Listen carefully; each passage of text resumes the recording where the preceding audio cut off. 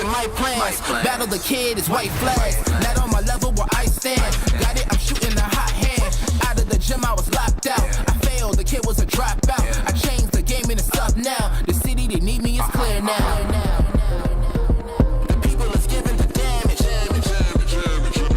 The people is giving the... Sandman, I can tap dance through the energy blast. Run flat, never pop your orbit. I keep energy in storage. I see spinning the globe, my fingertip itch. If I could pluck, the earthquake hit. Look at the wrist, look at your body, I shake it and shift. Big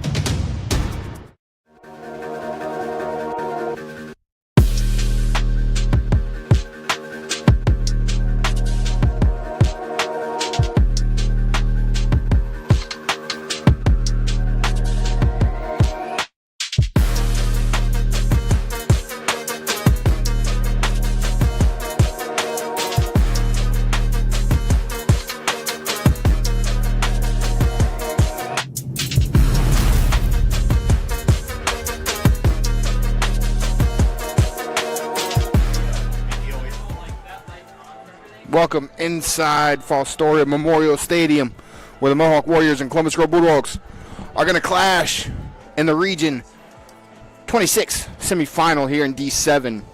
We'll have it all for you on WQEL 92.7 and live and free on the OH Report after this break. Pretty sure we did.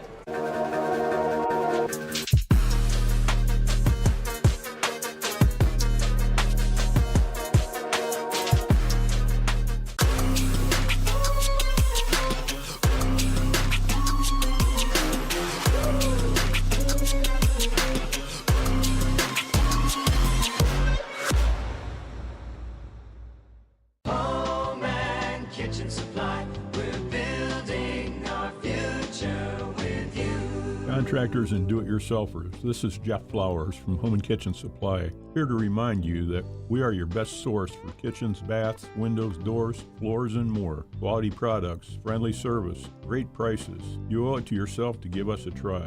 You will be glad you did. That's Home and Kitchen Supply, 163 North Diamond Street, downtown Mansfield. We're building our future with you.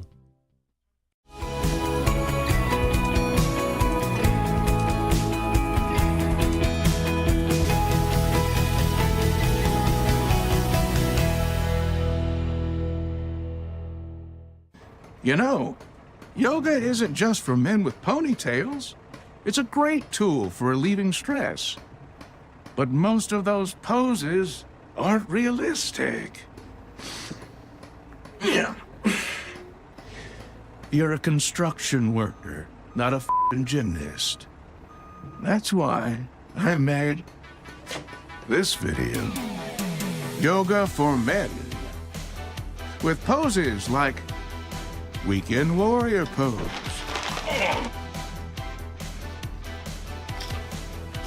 The man spread. And my personal favorite.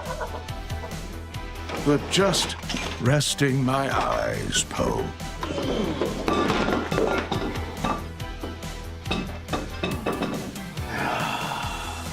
That's the stuff. From depression, relationships, stress, and everything in between. Go to mantherapy.org and take the 20-point head inspection to better care for what's under that hard hat. Because taking care of your mental health is the manliest thing you can do.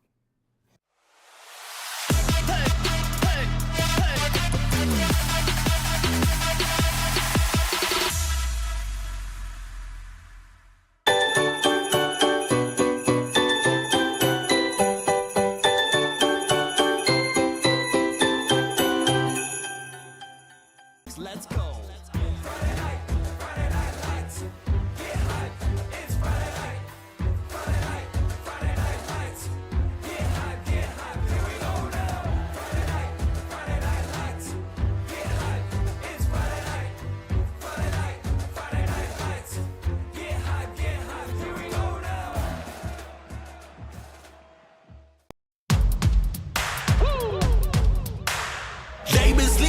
on me, think it's time to wake 'em up. They been sleeping on me, think it's time to wake 'em up. You've been playing it safe, now it's time to shake it up. Playing it safe, now it's time to shake it up. Josh Banks, welcome to Inside the BS Media pregame show, where the Mohawk Warriors and Columbus Grove Bulldogs are ready to clash in Fostoria at Fostoria Memorial Stadium. Game going to be called by our friends on Wbco-Wqel 92.7, Josh Stallings and Jeff Roberts. Josh Banks here, going to go through a quick pregame with you for each squad. First, the visiting on the scoreboard, Mohawk Warriors, their team spotlight, led by head coach Eric Daniel, 10-2 on the year and 10 conference champions with a 6-1 record, averaging 34 points per game, giving up 11. A dominating performance in playoffs week 1, 49-14 over Edgerton, and then a close, hard-fought victory against a power in Ohio in Macomb last week, a 20-13 victory, and now a team that's been in 3 regional semifinals and 2 state semifinals the last 4 years. They get Columbus Grove, who knocked off Cary right here live and free on the OH Report last year. So we'll see what they're able to do tonight. And they are led by senior quarterback Ben Bogner. 3,463 total yards in the year, 36 total touchdowns. He's got 40 tackles on the defensive side of things as well. He's a senior dual threat dynamic quarterback that does it all. Not to mention, he only threw 6 INTs on the season this year in the N10, the least amount of interceptions thrown in the conference all season. But on the flip side of things, again, they're facing these Bulldogs, who are one of the best teams in D7 this year, led by head coach Andy Schaefer. They are 12-0, 7-0 in Northwest Conference play. They were the Northwest Conference champions, averaging 41 points per game, allowing 10 points per game, and they've only allowed 14 points in the playoffs, beating LCC 38-6 last season, and a lot of that is to do with this young man that we're going to spotlight right here, senior running back Trenton Barraza. How about 233 carries, 2,136 yards on the season, and 30 touchdowns. So he's got over 2K on the season already, and he's looking to add more to it along the way. But to flip back to Mohawk, their keys to victory tonight. We have a national anthem we'll pause for.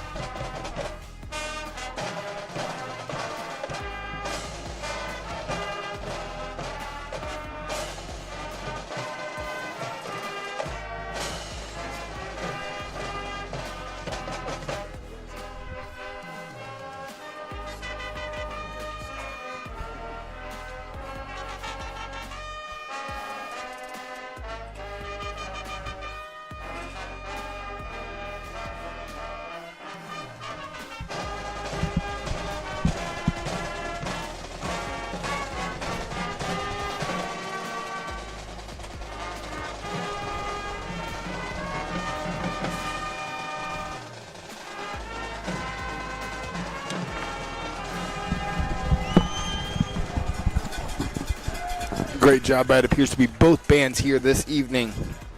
The rendition of the national anthem, and we're going to look at keys to victory for both squads before we flip it over to our Wbco-Wqel guys. For me, Mohawk, to win this game, control the clock and stay composed. You're going to have to stop one of the best running backs in Division 7, a young man that has a chance to be up for Mr. Football in Ohio, and you got to stop him. Stay composed, allow him to be stopped, and play your game. Control the clock. Give them as little possessions as you can. Don't allow him to have just the night that he had. He had over 200 yards against LCC last year. Don't allow that to happen again.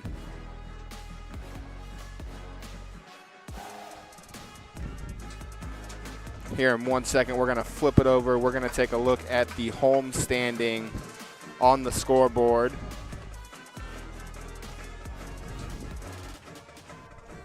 The Columbus Grove Bulldogs and their keys to victory here tonight. What they've done all year, ground and pound and win the turnover battle. Force Mohawk into turnovers, not something Mohawk's done a lot this year. Force Mohawk into some turnovers, run the ball with Barraza, and yell head to another regional final. But we're going to take a quick break. When we come back, we'll be with our friends Josh Stallings and Jeff Roberts over on Wbco-Wqel, and then right here on the OH Report.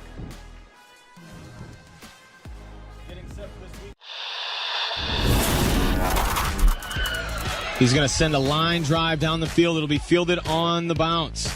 That is Schieffer. Schieffer finds a hole at the center. Schieffer turns on the burners. Schieffer could go. He's at the 50, 45. He's got one man to beat. Schieffer with the ball in his left hand. He's going to take it to the house. Whitford opens up the second half with the kick return touchdown.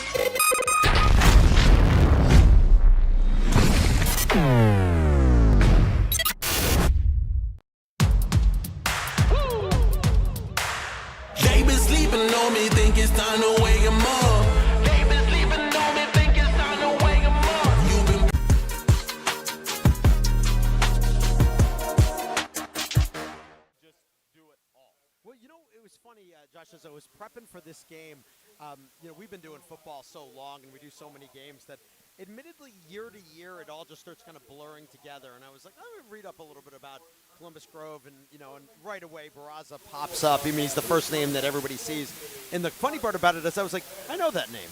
And you know, you dip back and it was 2 years ago. We watched Columbus Grove play Colonel Crawford, and Barraza was playing for them, was a real critical part of their offensive attack that knocked Crawford out of the playoffs that year in a pretty competitive, close game. He was a sophomore at the time. Now it's 2 years later, and like you said, he's a total stud who's about 300, a little less than 300 total yards away in terms of running yards away from breaking Columbus Grove's record for the most rushing yards in school history. A victory tonight gets him into another game. Obviously, he probably gets to that number, but you know, the question is can Mohawk stop him? Mohawk's run defense has been pretty darn good throughout the season. They're going to need it to be great tonight because, quite honestly, if you can get the Bulldogs and put them in a game where they have to throw the football, they can do it, but it's not what their preference is. They would much rather just keep it on the ground and keep it with Barraza, who's got 30 touchdowns on the season running as well. And Mohawk's been phenomenal against a one-dimensional offense, Yes. like Macomb last week. You know, Macomb comes with that heavy rush attack. They're big up front, very physical. But Mohawk does such a good job of tackling with, you know, multiple hats on the football. They flow very well. Their linebackers do a great job of reading hats at the line of scrimmage. They're going to have to do that to the umpteenth ability tonight. I think that part of what Mohawk has going for them is they are so big in the middle. Like, I mean, they're not big across the entire defense. They're just big on the middle defensive line. And they're able to take, like I talk about it a lot, when you've got Kaufman and Rathburn in the middle, combined weight just shy of 600 pounds, it allows the other guys on defense, like a Patrizzi, who's at middle linebacker, who's very First team undersized, all in 10. but he's first team all in 10, and you know what? He gets to run free to the football, and he's somebody who brings everybody down no matter what. No matter how big, fast, strong they are, he gets them down to the ground. So quite honestly, if that's what they can do tonight, and they can just kind of man up and stay strong at that line of scrimmage and let the linebackers and defensive backs run, you know, freely on defense, I think they are got a really good shot here tonight. Getting set for week 13 here from Fostoria, the lights. Setting the mood here. Yes, they are. at I thought for a Fostoria second, I'm like, Memorial. uh-oh, the lights are breaking, and I'm like, nope, it's just all part of the experience. Grove won the toss. They will receive Columbus Grove in their all-smoke uniforms. I'll call them a gray-black mix. They got the red unis, silver helmets with the red face mask. Mohawk in their all-whites with the black helmets and the black face mask. Back deep is the stud, Trenton Barraza. He awaits the kickoff at the 16-yard line.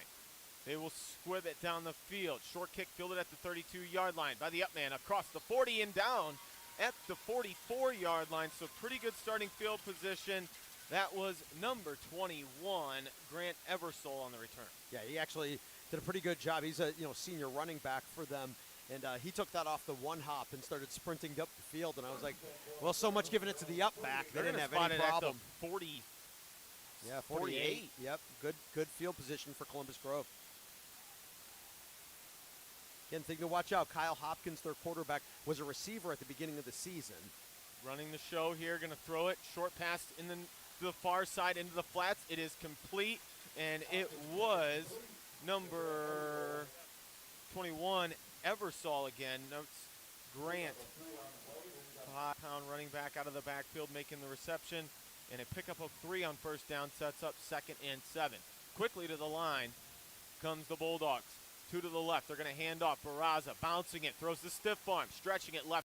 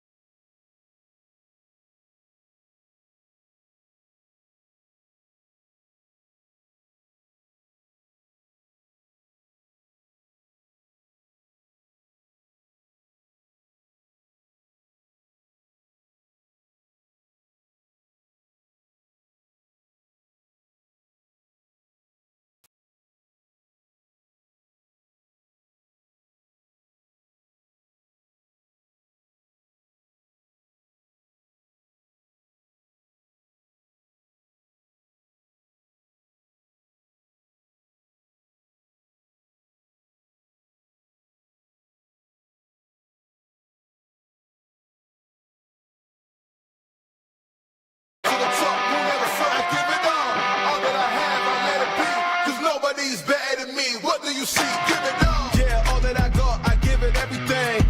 They lost the plot, they think I'm menacing. They wanna talk, but I ain't settling. Circle is tight, feeling like better rings. Whole lot of globe trotting, man, they don't know nada. Bro, gotta show something to me and go harder. So proper, nah, not that. We sure gotta give it all raw now, like Don Dallas. All that I got will never stop. I give it all. Straight to the top, will never fly. I give it all. They want me rock, they never blow. I give it all. Whoa. What you say, my man? Give it all. Whoa. Hey, give it all, give it all. Whoa. Yeah, stand tall, give it all. All that I have, I let it be. 'Cause nobody's better than me. What do you see? Give it all. What do you think when people look at me? 100 degrees tougher than Booker T. Couldn't agree more, but could it be? I think higher than them all. Truthfully, my pen fire and then some. A body. On the left. Well, I think Mohawk was looking at a 3rd and 10 and thinking they're probably going to have to do something different, and they didn't. They just went with a simple off-tackle run. They'll just go right back the other way. Back to Barraza, cut up counter up the middle. He's inside the 10, in down to the 9-yard line. Heyman on the tackle. Yep. They're just wasting no time. They're just running right up. Another first down. Bulldogs back to the line. Hopkins in the pistol. Barraza behind him. Tight end in a wing left. Turns, gives, left side. Barraza trying to bounce. He's met and dropped at the 6. Reinhardt and Heyman. Or no, excuse me, that's Bish on the tackle. I got to be honest with you. You can see there why Barraza, though, is so good. Defense is unblocked on that play, and they've got a chance to kind of hit him right at the line of scrimmage. But he sort of just slides. He never gives people a direct target at him, So if he's running at a guy, he'll at least move over to the side a little bit so they're tackling him from the side so he can fall forward. He got 2 yards on a play where there was 2 defenders right there where there's nobody blocking him.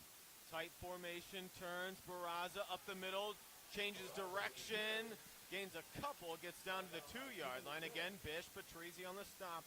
But that is a beautiful jump cut there by Barraza. Yeah, he's a stud. You can just see it. And immediately back to the line. Yep. Hopkins in a pistol. Barraza behind. Back to Barraza. Cut down by Patrizi. But he got in. But I think he's in. He is for 6. Yep.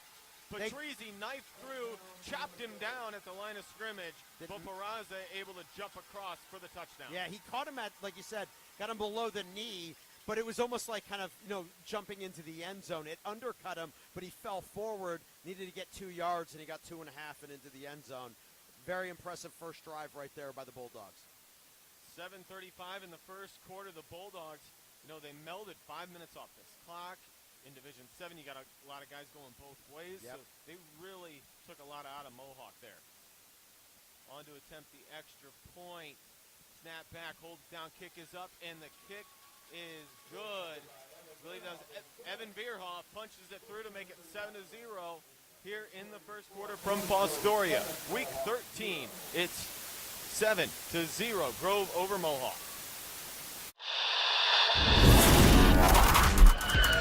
He's going to send a line drive down the field. It'll be fielded on the bounce. That is Schieffer. Schieffer finds a hole at the center. Schieffer turns on the burners. Schieffer could go. He's at the 50, 45. He's got one man to beat. Schieffer with the ball in his left hand. He's going to take it to the house. Whitford opens up the second half with the kick return touchdown.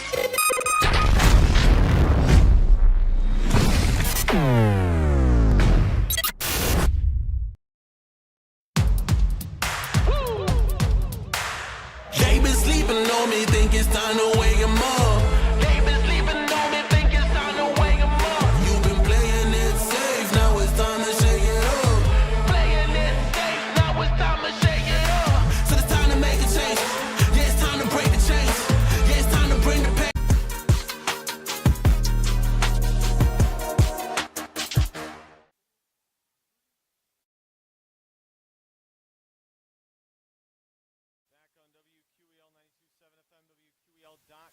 And the OH report kickoff going to be fielded on the far side. That is Heyman. Heyman across the 20, down at the 24-yard line. So not great starting field position for the Warriors on their first drive of the ball game, but they'll try and respond to the Barraza touchdown. This is not the way Mohawk wants to start. Not only it's about the scoring, but it's really about the field position. Grove starts their first drive at their own 48-yard line. Mohawk starting at the 25-yard line is where they spotted. So, they don't want to get into a game where one team only has to go 50 yards and they got to go 75. Here's Bogner in the offense. Bish in the backfield with him. Motion man left to right. Bogner has the snap. Going to hand it off. No, that's Bish. Caleb Bish turns it up and cut down at the 29. Gain of about 3. So a little bit of sweep action there by the Warriors. I actually like the play call, because obviously they do that with Heyman once in a while out of the backfield. They'll slide him back there. But I think that they've got to figure out a way to get Kane Heyman and Caleb Bish. They got to get the ball in their hands as much as possible in as many unique ways as they possibly can. Trips left side here on 2nd and 7. Bogner in the backfield, Bish on his left hip. Has the snap, fakes the handoff. Quick hitter on the left side. Stop route complete. Heyman catching a block, and he's got the first down. Heyman into his bench, and that is great for Ben Bogner. Just get a good, comfortable throw, quick hitter, get into the swing of things, and the offense picks up a first down. Well, and what I love about it is not only is it give your quarterback confidence, but it's also, like you said, getting these great players into the playbook and getting him out there as quickly as possible. And Heyman, he makes that catch, and then he turned the opposite direction. So now the defense is seeing, oh, this guy's pretty dangerous. He can go anywhere. Bogner rolling, throwing, got a man complete. Heyman sheds a tackle, knocked down at the 42-yard line. Gain of 5. Bogner out of the pocket, showing his ability to throw on the move. And Heyman, one of the best in the secondary to find that soft spot in the defense. Well, and especially it's not only is he great at it, but he also knows his quarterback's going to be looking at him no matter what. Like, you know, he's got 2 targets that he's going to look at primarily. That doesn't mean that Clouse and Woodland and Patrizi, some of these other guys are going routes he'll ignore. It just means he's going to look at Bish and he's going to look at Heyman, and those are going to be the first 2 guys. So if they get open, he'll find them. 2 receiver set, shuffle motion, left side straight, quarterback keeper. Bogner off the edge, lowers the shoulder, plows ahead, and picks up a yard. So now it's going to be 3rd and a short 5. Ball at the 41-yard line. Mohawk, they need this. Yeah, they sure do. I know it's early. There's a ton of game left, but Yeah. they need this for confidence. They need this to keep their defense off the field. I think it's also a little bit about just earning the respect of the Bulldogs. Like, you're undefeated and you're really good, but we're a different breed. You haven't played anybody like us.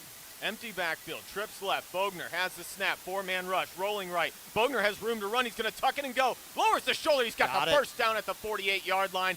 Ben Bogner wouldn't be denied, keeping the drive alive, picks up the second first down, and the Warriors are close to Grove territory at the 48. And you know what I like about that in so many ways is the receiver who he's looking at downfield's not open.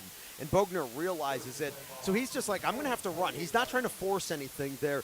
But when the defender comes up on him, he just lowered the shoulder and just kind of said, you're not going to stop me from getting this first down. He knew exactly where he needed to get to, and he got a yard past it. 1st and 10. 2 receiver set, right and left. 1 back in the backfield, that's Bish. Blitz off the left side, unblocked. He gets it out into the flats.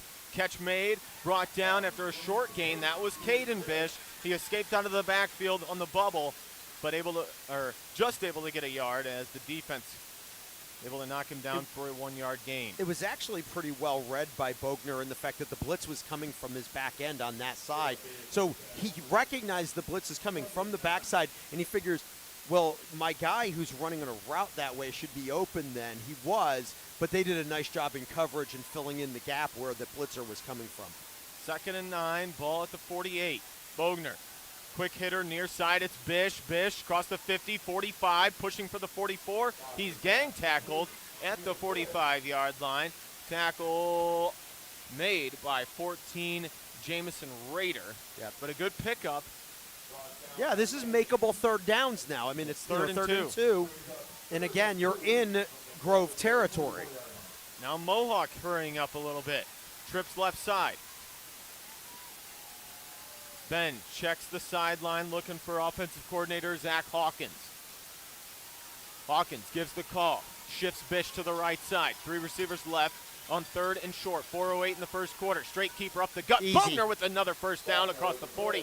Just inside the 40-yard line, and Ben keeps the drive alive again.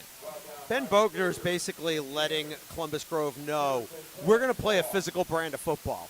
And if that just means me running with the ball, that's what it's going to mean. But you're going to have to bring bodies up, and you're going to have to hit me hard. Because right now on 2 carries, not only has he gotten first downs, but when he's running into Grove defenders, he's lowering the shoulder, and he's running through them to pick up that yardage.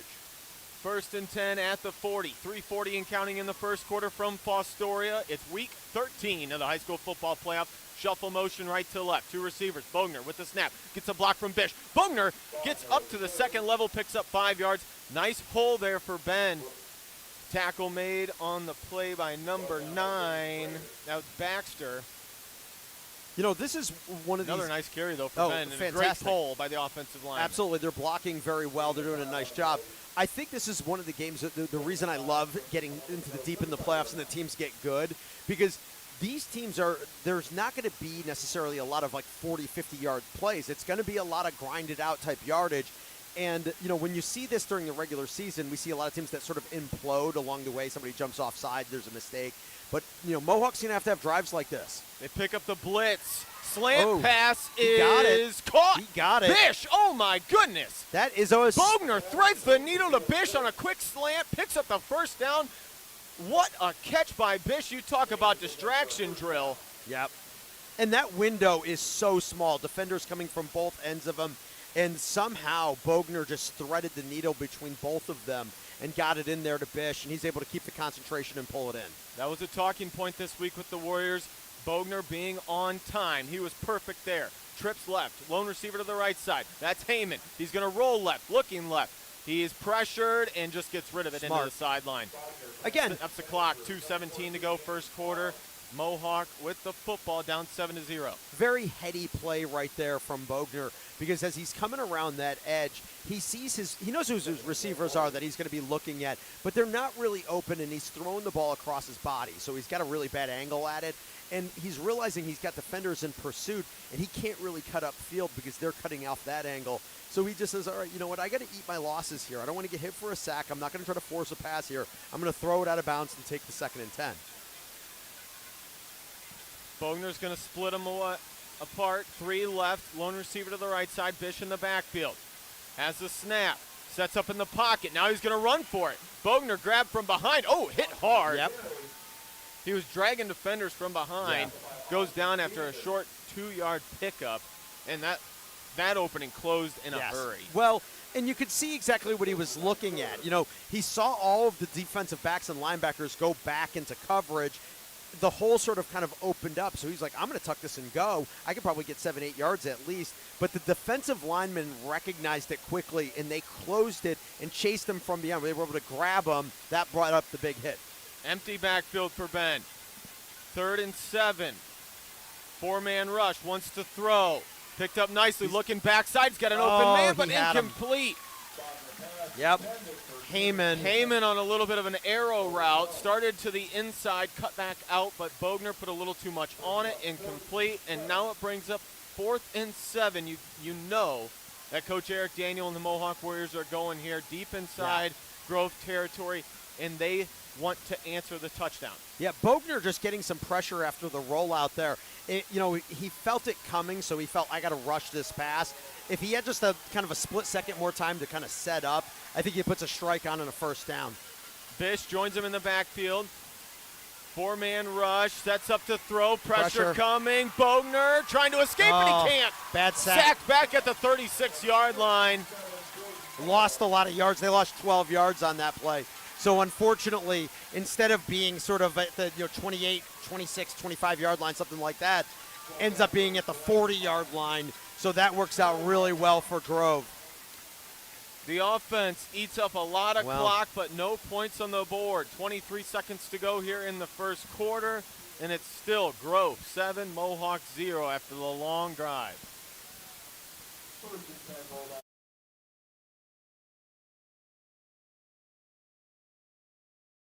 That gotta was, look around. Yeah. So Grove back on the field, wanting to throw on 1st down all day for Hopkins, near side, and what a catch! Nope. No, incomplete. Nice grab over there by Baxter. Yeah, it was Baxter running an out route, 10-yard out, right about the 50-yard line. Looked like he had it, but he didn't make much of an effort to get his feet down. Yeah, so exactly. official says incomplete, so it'll be 2nd and 10.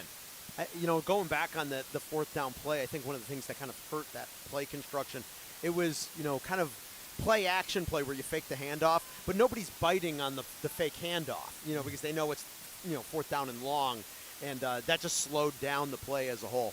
Hopkins and Barraza goes to Barraza. Big Barraza cut. with a patient jump cut. He just made Schiff look silly. 40, 35, 30, 25, and Barraza down to the 21-yard line. He put Mason Schimpf in the spin cycle. Sure did. And a big chunk of yardage there for Barraza. It's one thing to be fast, and it's another thing to be shifty, but when you're fast and shifty, it's really tough, and especially in the open field like that. Schiff was coming up on him, and he just looked like he was going one way, and as Schiff started going in that angle, he just quickly turned it just slightly in the other direction, and Schiff was completely turned around.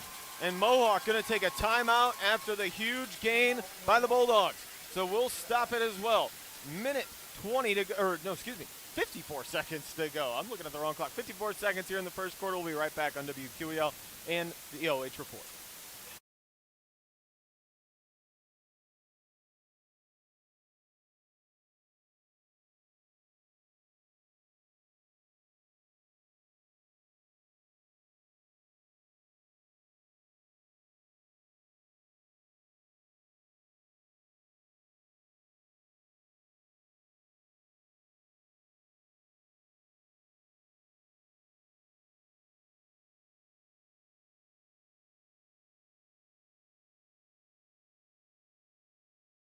WQEL 92.7 FM and live online on the OH Report. Trent Barraza over 100 yards already in the first quarter. That one was good, but he's proven it now. Yeah, that was a 54-yard run, so that certainly helps. It helps and the it was averages. Such a patient. He patiently waited for his blocks to develop. Then he got to the second level, made his move on Shimp, and took off. Yes. His ability to get to that next gear, insane. Here he goes again, 1st and 10. Bounces left side, throws the stiff arm inside the 15 to the 12-yard line. Give him the 11-yard line. Barraza with another great carry. Pretty close to another 10-yard run. I'll tell you what, I mean, he's just, they do a good job of, like, they're maintaining the blocks up front. And again, it's not like the guys up front from Mohawk, that is, are getting pushed off the ball. They're not getting pushed all over the place. It's just they're locked down, and Barraza just flies by them. I mean, he's just so fast. And quite honestly, I mean, he's so shifty, and he's got great vision. He's just a very complete running back. Official stopping play here. Looking at the chain crew. Yep. I think they want to. Do we need to measure it? Because the play ran to the other side of the field, and they are going to say it's first down. First down. So, like you said, the 10-yard pickup for Barraza. Back-to-back first downs for the Bulldogs, and they are in the red zone. First and 10 from the 12. Basinger, slot right, 2 receivers outside of him. Barraza in the backfield with Hopkins on his left side. Shuffle motion right to left, going to toss it out. Barraza seals the corner, lowers the shoulder, brought down, but able to fall forward. Heyman with the tackle, but Barraza, he wanted all that smoke. Yep, he sure did. He just kind of lowered the shoulder as well when Heyman went out to meet him. Heyman's able to bring him down, but he's still falling himself forward. So I'm talking about his speed and shiftiness and vision, but he's got the strength as well. You can see it on that run. Checks out here on 2nd and 3. Yeah, they'll bring the big body into the backfield. This Eversole. Pistol formation. Eversole gets the handoff, pushing left, met and brought down. Tackle on the play made. 73, Brady Kaufman. Kaufman sheds the block and meets him in the backfield. Short gain on that play, and that will be the end of the first quarter. At the end of one from Fostoria, it is the Columbus Grove Bulldogs 7 and the Mohawk Warriors 0. You're listening to WQEL and watching live online on the OH Report.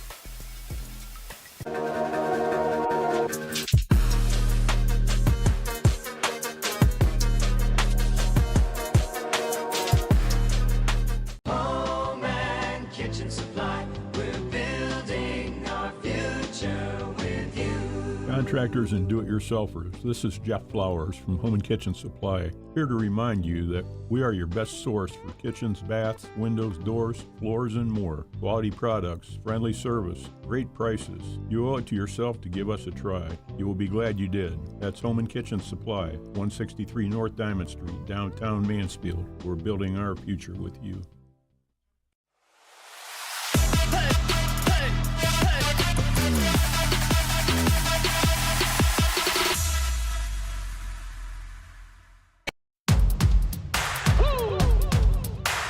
They been sleeping on me, think it's time to wake 'em up. They been sleeping on me, think it's time to wake 'em up.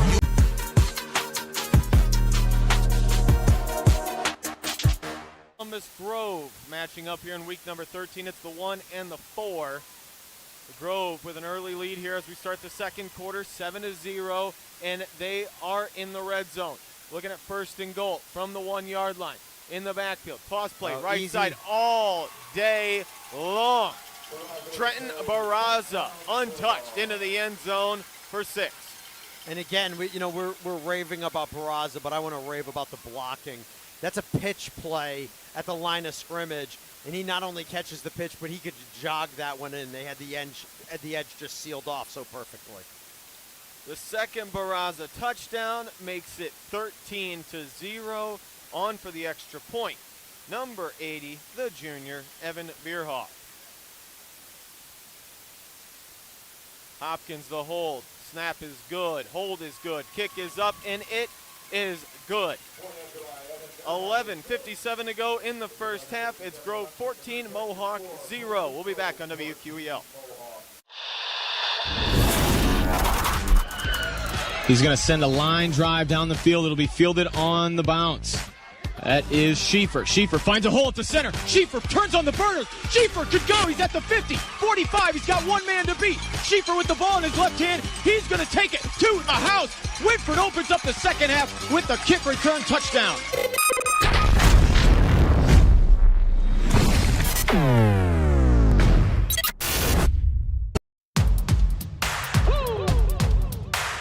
They been sleeping on me, think it's time to wake 'em up. They been sleeping on me, think it's time to wake 'em up. You've been playing it safe, now it's time to shake it up. Playing it safe, now it's time to shake it up. So it's time to make a change. Yeah, it's time to break the chains. Yeah, it's time to bring the pain. Let them know, tell them we are not the same. I'm the one that got the flames. With my team, you know we come to slay.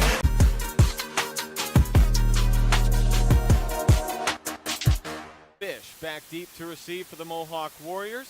Bierhoff gonna send it deep. It will be the up man at the 21. Lowering and driving is 22. I think it was Frisch. Oh, that was Frisch. Yeah, Braxton Frisch, number 20. Gets the return, and it'll be Mohawk's second drive of the ball game. Now, Jeff, they had a good drive on that first one, but they just didn't come up with points. Yep. Ben Bogner showed his ability to move out of the pocket, to run the football, extend plays, but they got to come up with points. They're already down 14-0. Well, quite honestly, I mean, Bogner was 5 of 7, but they were short passes, got 29 yards passing. In the rushing attack was Bogner picking up first downs. They were able to move the chains a few times once they got close. The drive stalled. Now they're going to need it. Down 2 scores already. Trips right. Grove brings a blitz. Oh, he's in pressured, trouble. and he is down at the 27-yard line. Bogner is swallowed up in the backfield. Sack by 67, Leighton Blankenmeyer. Blankenmeyer, a 2-time Letterman, 6'1", 170-pound defensive lineman. He showed his speed and agility there. Gets Bogner in the backfield for a 4-yard loss. Yeah, you know what? It wasn't really that. I mean, the blocking was okay, but it just started to collapse slowly, and the guys downfield couldn't get open. Then rolling right, steps up. He is going to run. And that is closed up in a hurry. Got back to the original line of scrimmage, maybe a yard past. Yep. But there's, again, Grove doing a nice job of staying back until they absolutely have to come up, and they're getting multiple hats on Bogner as he tries to scramble. Well, and they're dropping back. They're looking at Mohawk. Mohawk at this point in time is only putting 3 receivers into routes, and they're dropping back 5 defenders. So they're double teaming Heyman and Bish, leaving one guy sort of kind of in man coverage. And, Bogner's not finding the holes that he wants to be able to throw the ball. 3 receivers left. Bogner with Bish in the backfield, fakes the handoff, Looking going to deep. air it out. Has a man, Woodland, lays out for it, but incomplete. Trying to fit it in that pocket, in that zone, that cover 2 zone, just in front of the safety, a little too much on it, and Woodland couldn't come down with it. Not exactly the way Mohawk offensively wanted to respond to that second, Bulldog touchdown. Coming right out, and, you get the sack, get a little bit of yardage, but that incompletion sort of puts them in a tough spot here. Their defense is going to end up having to make a big stop now if they're going to keep themselves in this football game. 4th and 10, they'll have to punt. Bogner from his 18 has it, gets rid of it. Short punt, though. Pressure was coming at him. Scooped up on the move at the 44. Oh, boy. At the 40, 35, 30, and going out of bounds is the returner. That was number 9. That was Baxter, who kind of came out of nowhere, scooped it up, and took off with it. Yeah, well, Baxter was kind of the punt returner on the far side of the field. And like I said, Bogner just feeling pressure there as the punter, and he just kind of had to rush it. And it ended up being kind of a short line drive that bounced a couple of times. But it was going in the other way, and you could just see Baxter was looking at it, and he started just sprinting up on it, and he just took it off of a couple of hops, and he realized the ball came downfield so quickly that there was no real Mohawk defenders around. So great field position once again, pretty good territory in Mohawk space. At the 32, wanting to throw, crossing route, passes complete, all sorts of space inside the 20 down to the 15-yard line goes Bassinger. Bassinger on the crossing route. Mohawk was trailing, and a big chunk of yardage and a first down. Yeah, he's a tight end, who, was kind of first-team conference for them, not necessarily because he was catching a lot of passes or whatever, just a really good blocker, good solid player. And there they just brought him across on the route, and the defense lost him. He ends up picking up a nice gain. Double tight wing right with a 2-receiver set outside. Rolling, Hopkins throwing right, and it's going to be picked off. Picked off at the 5. Breaking a tackle is Bish. Bish at the 30, and he goes down at the 31, and that's the stop that Mohawk needed. Bish jumps in front of the passing lane, took it away. Yeah, they needed that desperately, and they were able to get it. Caleb Bish, the senior defensive back, jumps in front, tacks another interception on the season total, and gives the Warriors the football back with 10:15 to go in the second quarter. Yeah, they desperately needed the stop right there. They needed something to go their way, and they were able to get it on a great play by Bish. So Mohawk has the opportunity to try to get some points on the board here and maybe eat up some of this clock so Grove, because remember, Mohawk's going to get the ball to start the second half. So if they can keep it in one score, they're in pretty good shape. Bogner in late, play clock down to 4, has it, gives off Bish up the middle, and Nice an ISO run. spins off one, and spins to a pickup of 9. 2 spin moves there by Bish, and his best carry of the night for sure. And that's the type of run that I just like to see, especially in high school football. If you feel confident about your line to just maintain blocks, not blow people off the ball, maintain some blocks. If you just do quick hitters like that, it's sometimes really hard for defenders, even on good teams, to recognize exactly where the ball's at because the backs are coming at them so quickly. They're trying to read and recognize, and sometimes the guys are behind them before they even see it. Caden Bish wide right, Heyman wide left. Bogner wants to throw. Up in the pocket, scrambling. He's going to run. Bounces outside. He's got the first down and more. 45-50 and inside of Grove territory at the 48-yard line. Great pickup there by Bogner. I think, Jeff, he kind of wanted to just keep it right off the bat. He wanted to drop in the pocket, get the defense to bail, and then step up and go. Yeah, you can see that he's seeing holes on that right side of his offensive line for him to be able to run to. That's where he's been going pretty consistently. And a timeout going to be called by Grove after that one. I think they're not liking what they're seeing on these first couple of offensive plays by the Warriors. Their first timeout stops it with 9:13 to go in the first half. It's Grove 14, Mohawk 0. You're listening to WQEL and watching live online on the OH Report.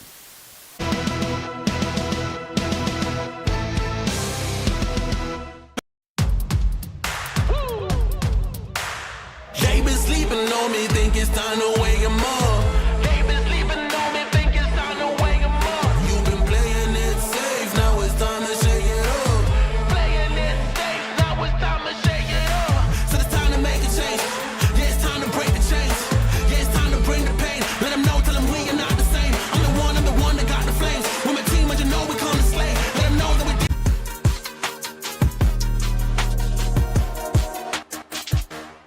Davy Jones inside the Friday night phone board. Give him a call.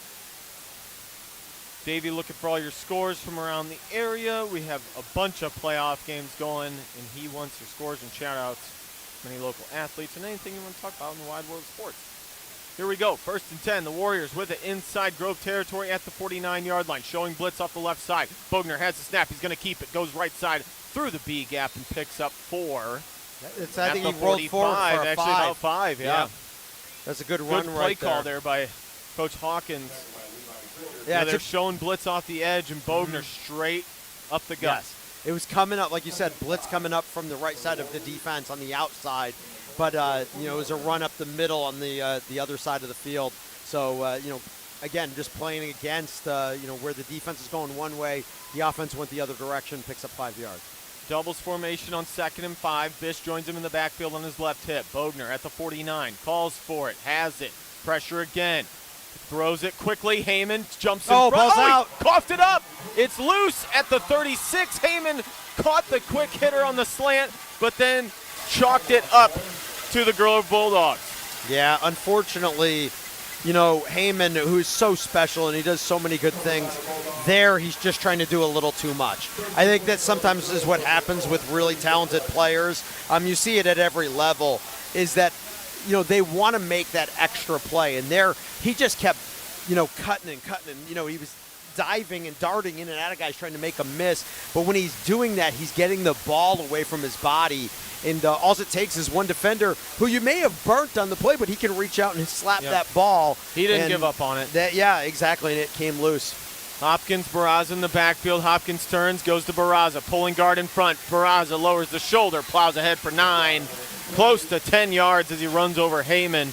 And again, that pulling guard, Barraza's so patient with the football. He lets him get around and get a full head of steam moving upfield, north and south. He's not directing him. He is waiting for him. And quite honestly, I mean, give all the credit in the world at this point in time. The tackles, nobody on the defensive line is making tackles right now. It's everybody in the secondary. That's not good. Bish showing blitz, fakes the handoff, goes to Barraza again, bounces outside. Oh, well played. Hit. Bish. That is Caleb Bish coming up and making the stop on Barraza, but he gets just enough for the first down. Good open field stop, but the Bulldogs keep the drive alive. Well, you know what? Bish kind of came in on Barraza like one of the rare players that, Barraza's probably not used to seeing, where he can run equally as fast, and that sometimes is, players who aren't used to seeing that think that they can sort of kind of just deke their way through everybody, and Bish was like, no, I'm going to come right at you because I think I can run with you. Slot back left, fake to Barraza, wants to throw, lobs it into the sideline, just getting rid of it. Yep, he realizes. Stops it with 7:20 in the half. Both of his receivers on that side, he's looking at Eversole and he's looking at Baxter, the deep receiver. Both of them are well covered. I mean, he's got no chance, and he's got a defender coming from the backside. So quite honestly, Hopkins is like, you know what, nothing here. And he wasn't even completely, really deeply out of the pocket. He basically just got outside that right tackle and said, all right, I'm getting rid of this now, and I'll just rebuild on second down. 2nd and 10. Sweep, moving near side. It is Baxter looking for a block and goes out of bounds about the 50-yard line. Call it the 49. That was a pretty good job right there if you really look at it by Mohawk. I mean, they just sort of kind of just stretched it out. And, they end up getting 3 yards on the play. But, I mean, Baxter was he looked probably in 3 different occasions for an opportunity to cut it upfield. He just didn't have any holes to be able to do it. 2 receivers left. That's Baxter and Davis. Barraza in the backfield with a tight end and a wing right. Now they'll shift the formation into a pistol. 3rd and 7. Has it, turns, Barraza up the gut, breaks a couple tackles. He's got a first down and goes down at the 40.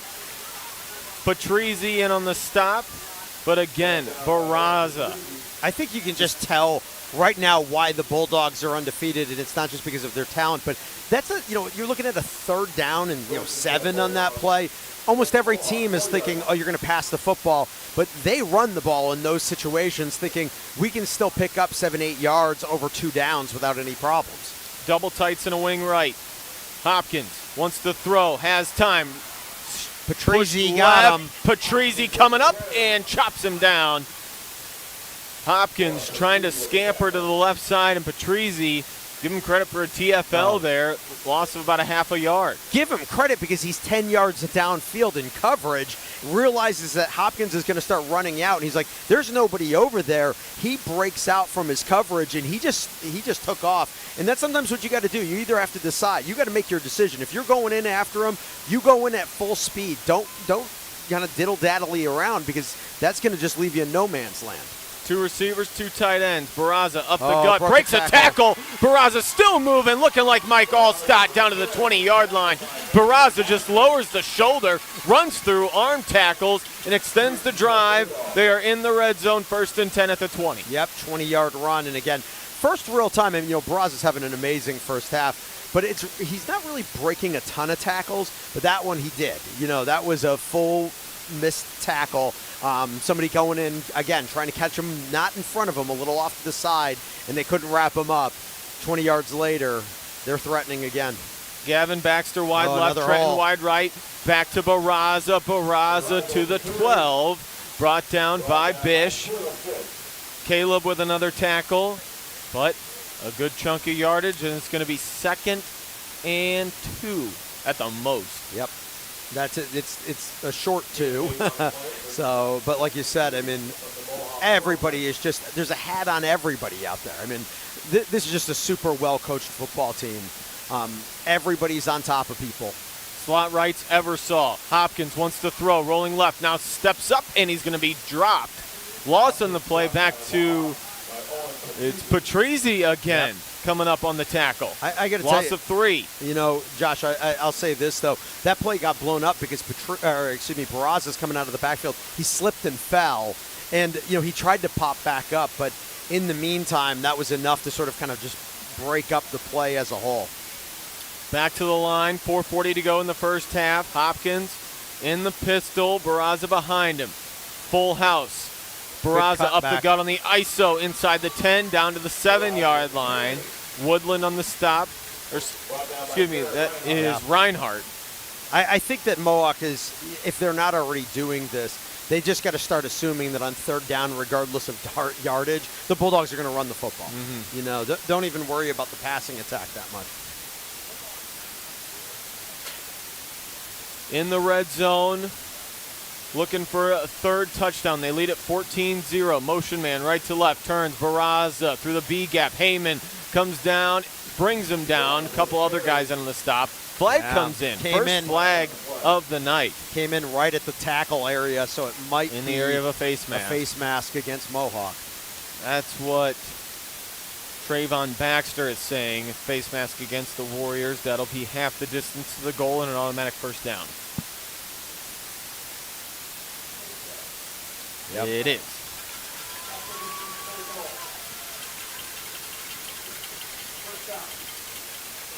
Week 13 here in Fostoria. 2 conference champions, the Mohawk Warriors and the Columbus Grove Bulldogs, matching up here. It's the 1 versus the 4, but the Bulldogs leading 14-0 and threatening. Inside the 5 at the 2-yard line. Double tight, wing left. Barraza in the backfield, gets the call, gets in the end zone for another touchdown. That's his third. 33 scores on the year for Barraza. He is unbelievable, and again, all the credit in the world up front. I mean, all he has to do is kind of just lower the shoulder behind that line because they're just getting enough push to move it forward.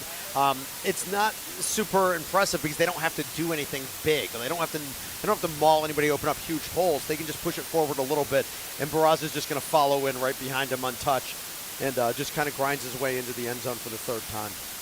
3:47 to go in the first half. It's Grove 20, Mohawk 0. Bierhoff's extra point is up, and it is good, and it is now Grove 21, Mohawk 0. You're listening to playoff coverage and live online on the OH Report.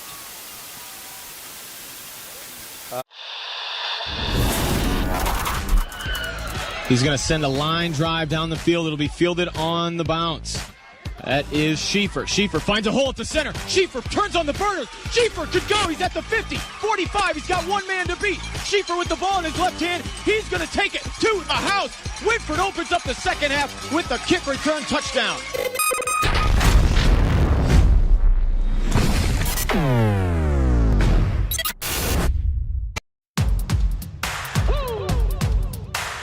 They been sleeping on me, think it's time to wake 'em up.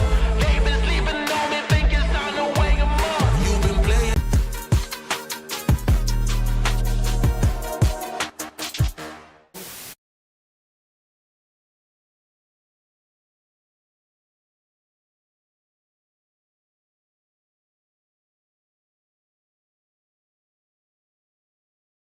Sends it deep. It's going to be Bish from the 16.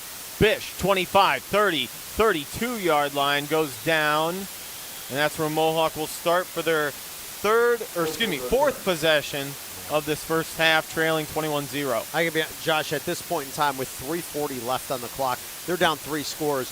Mohawk has to kind of play this in a different way. I know this is going to sound strange. We always say you got to get points. But I think they've got to try to get the touchdown here. And they got to just eat up the rest of this clock. Mm-hmm. Don't give it back to Grove to play at all. You don't want to get them another score. So they've got to get this down to 2 touchdowns because they do have the ball to start the second half. So if Mohawk can score here, end the first half, put it up on a positive note, and then come out and score in the second half, they're back in the game. But that's going to be their hope. If they can't do it, I think they're in trouble. They've shown the ability to move the football on Grove, but in their first 3, turnover on downs, a punt and a fumble. Here we go. first down. Bogner carries 3 yards on the left side. Quarterback keeper, positive gain.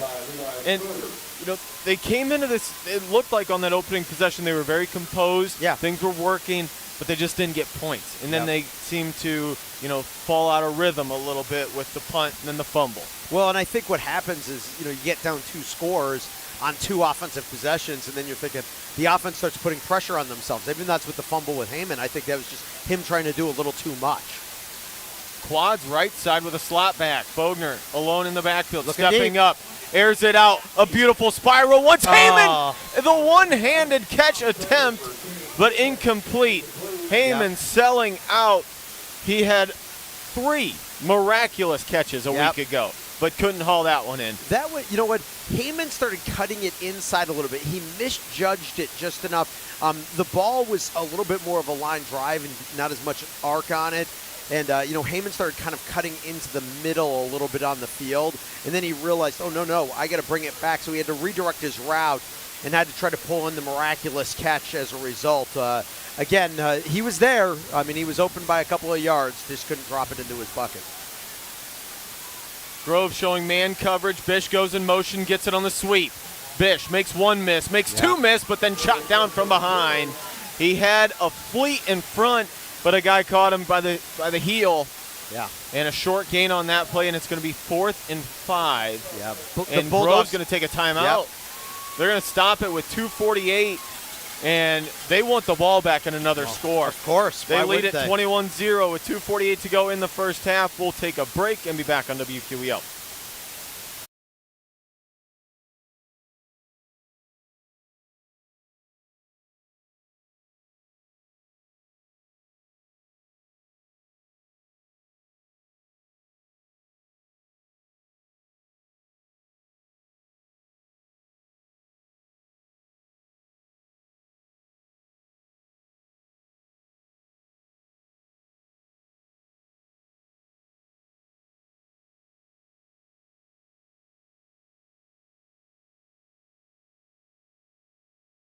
McCall, 1-888-843-0024.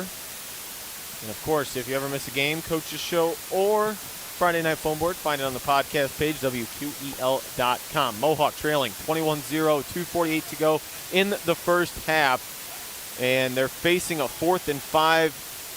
It looks like they might go for it. No, I don't think. Bogner. They huddled like they were going to, but I'm still not 100% positive that they're not thinking maybe we just do some sort of trickery. They're going to try for it. Bogner rolling right, throwing right across the middle. It's caught. Bish with a first down at the 50-yard line into Grove territory at the 49.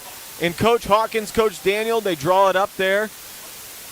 Yep. It was not a huge window. The defense kind of read it. They recognized, they're going to try to get this yardage. But, Bish just did a nice job finding a nice little soft spot between a couple of defenders, and Bogner found him. Mohawk keeps the drive alive with the fourth down conversion. Now they'll split him out, 3 to the left. Bish joins him in the backfield on his left hip. Perk of your punter being your quarterback. Yeah, no doubt. Bogner in the gun, fakes the handoff, wants to throw across the middle. Catch. Beautiful catch made by Heyman. Sheds a tackle, sheds another, gets inside the 30 to the 29-yard line. A all-hands catch by Kane Heyman on the quick slant route. Bogner throws a frozen rope. Yep. I'll tell you right now, like I said, that is an amazing catch by Heyman. And you know what? When the coaches get to the sideline and he gets over there, they're going to tell him, all right, after you catch the ball, bring the ball to your body and tuck it. Because once again, as he was making his plays, the ball's out there, hanging out there for everybody to get there.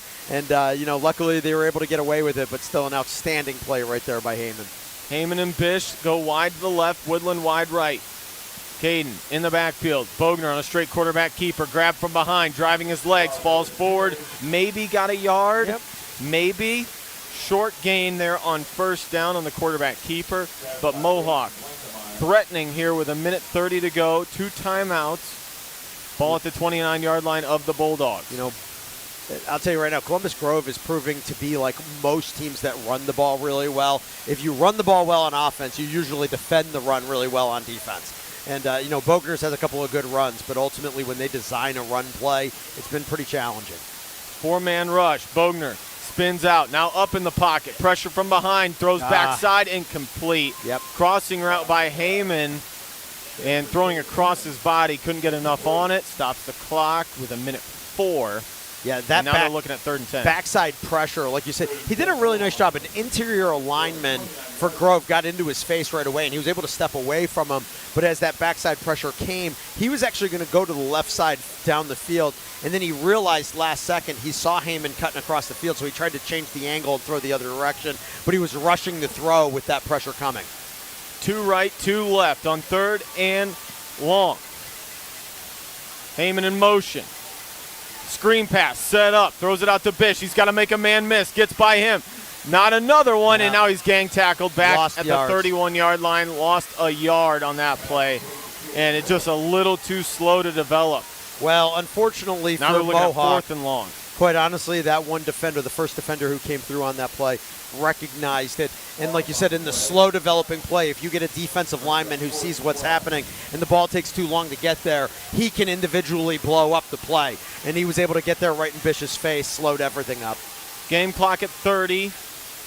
Play clock down to 12. And it looks like Coach Daniel's going to take a timeout. Stops it with 24 seconds on the game clock. Grove 21, Mohawk 0. The Warriors looking for a score before half. You're listening to WQEL and watching live online on the OH Report.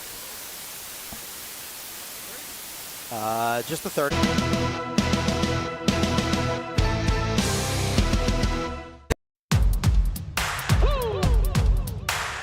They been sleeping on me, think it's time to wake 'em up. They been sleeping on me, think it's time to wake 'em up. You've been playing it safe, now it's time to shake it up. Playing it safe, now it's time to shake it up. So it's time to make a change. Yeah, it's time to break the chains. Yeah, it's time to bring the pain. Let them know, tell them we are not the same. I'm the one that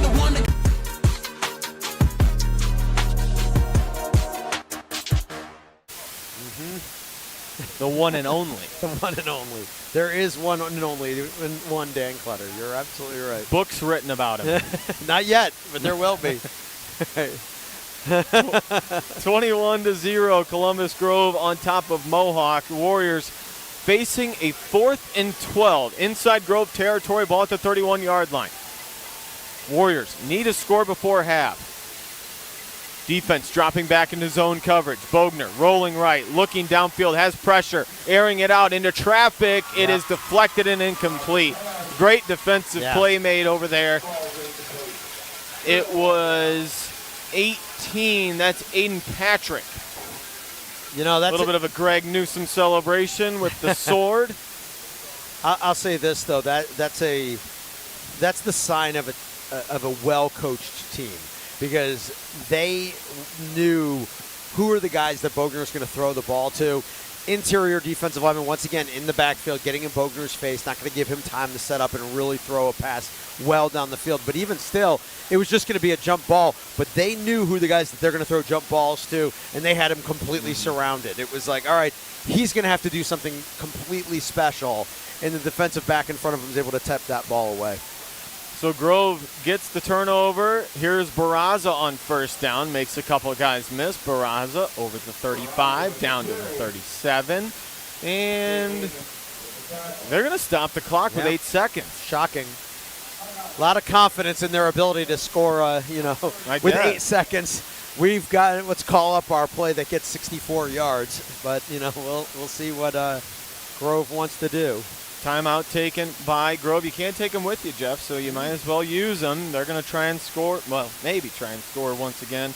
They lead at 21-0 here on the Mohawk Warriors. It is week number 13. The winner of this one is going to move on to play the winner of Delphus and Lipsick. Yeah. Now, Delphus, the 15 seed, but probably the best 15 seed in the state of Ohio. They play in the best conference, small school conference in the state of Ohio. So even though they lose a lot of games in the regular season, but they're well prepared for the teams that they're going to see in the playoffs. And sure enough, I mean, they're off and running at this point in time, because they haven't played anybody else from their conference. I mean, that just 10 times works out. And you can see it at this point in time. And in Leipzig, a team that, we saw Macomb last week. They're in the same conference. Leipzig beat Macomb, but it was a close game. Those teams are pretty comparable. So it's going to be an interesting game there to see who plays the winner of this one. 2nd and 5, 8 seconds on the game clock, and they're going to throw it. Rolling, scrambling, grabbed and sacked on the play. Well done. Brought down by 55. That's Eli Chevalier. Collects the sack to close out the first half. Chevy with his first sack of the ball game, but Mohawk trailing here at the half to Columbus Grove, 21-0. Stay tuned. Halftime stats and analysis brought to you by our friends at Mizik Miller. That is Roger Miller and Matt Oriens at Mizik Miller, and also Ken and Matt Studer at Ken Standing Seam. Stay tuned. We'll have stats and analysis coming up right after this.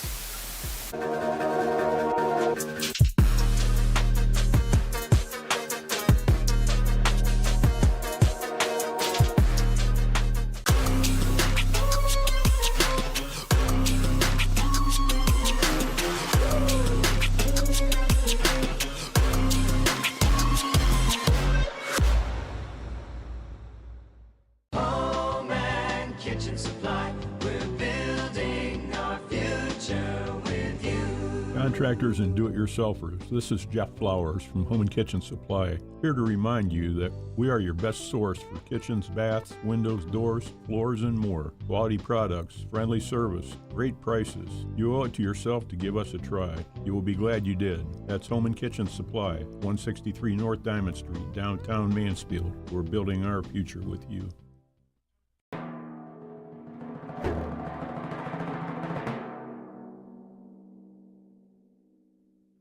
Picking up new hobbies such as cooking is another manly way to avoid depression and reduce stress. Today, I'm going to teach you how to make my world-famous guaco mahogany. First, mash up 5 or 6 of these green things. Then add hot sauce, this lettuce stuff, these red things, salt, some of this stuff, and limes, and finally, bacon to taste.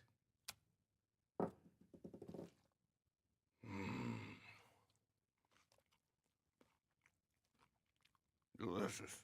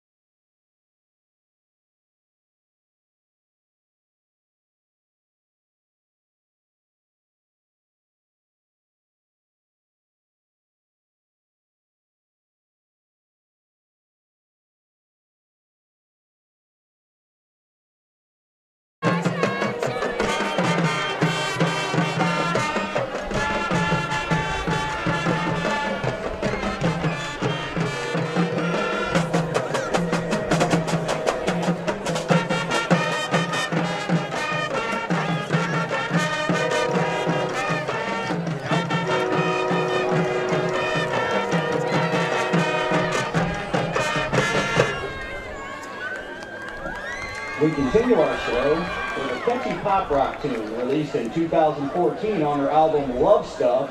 Here is Ellie King's X's and O's.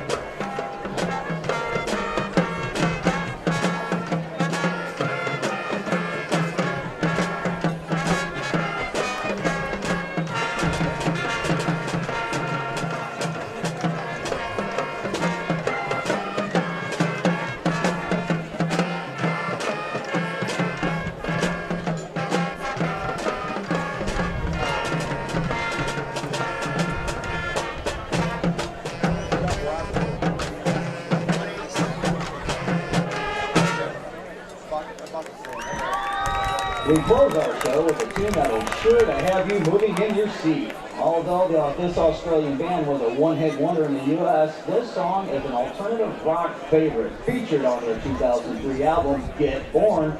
We close our show with Jet. Are you gonna be my girl?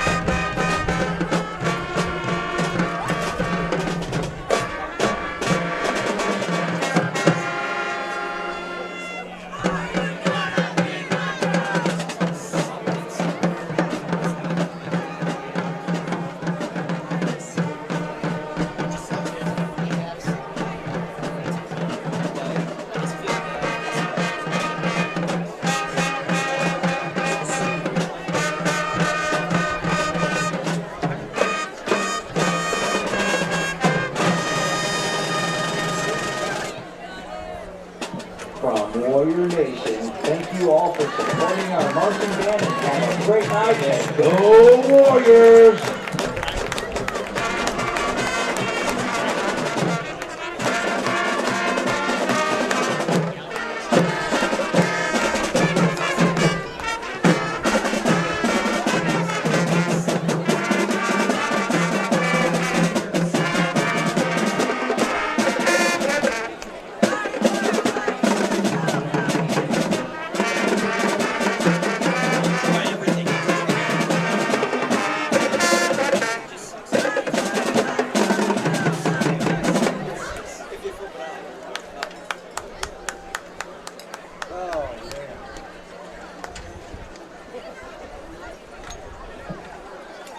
Ladies and gentlemen, the pride of the Bulldogs, the Columbus Grove High School Marching Band. The Columbus Grove Bulldog Marching Band, under the direction of Jason Lozier and Rich Googler, is led on the field tonight by field commanders Michaela Ricker, Nick Johnson, and Delaney Wintersteller. Tonight we will be performing our competition show, Revolution. This four-part medley features Wellington's Victory by Beethoven, Saturday Night's All Right for Friday by Elton John, and Revolution by the Beatles, as well as some original music by our arranger, Robert Sloan. Featured soloists tonight include Delaney Wintersteller on alto sax, Hannah Cartwright on trumpet, and Nick Johnson on sousaphone.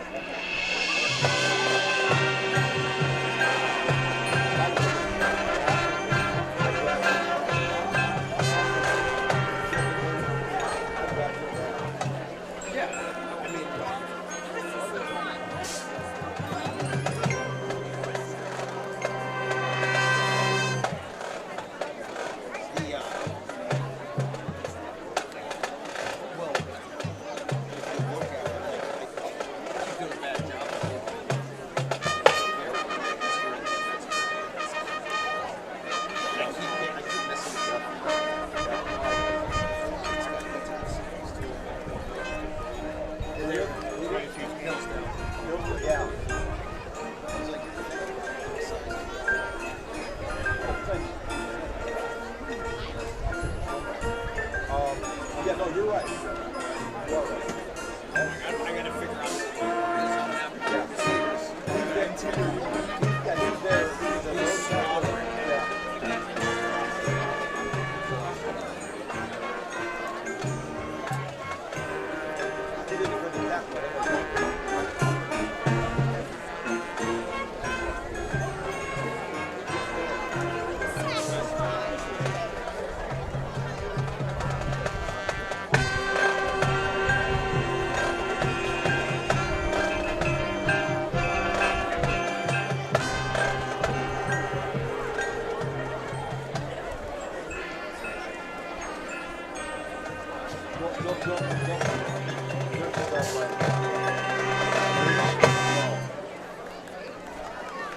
We hold these truths to be self-evident, that all men are created equal, that they are endowed by their Creator with certain unalienable rights, that among these are life, liberty, and the pursuit of happiness.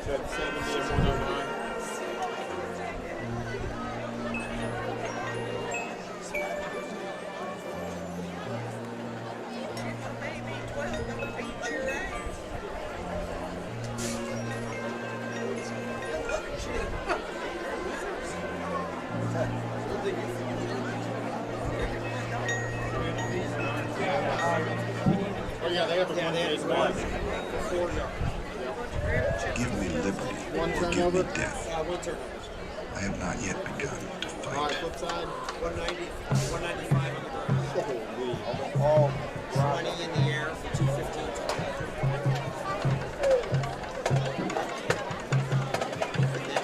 They have done and then the one pig, right? No, one turnover. Oh, they did have one turnover. Yeah, he threw a pig. But I thought he had a chance to take back.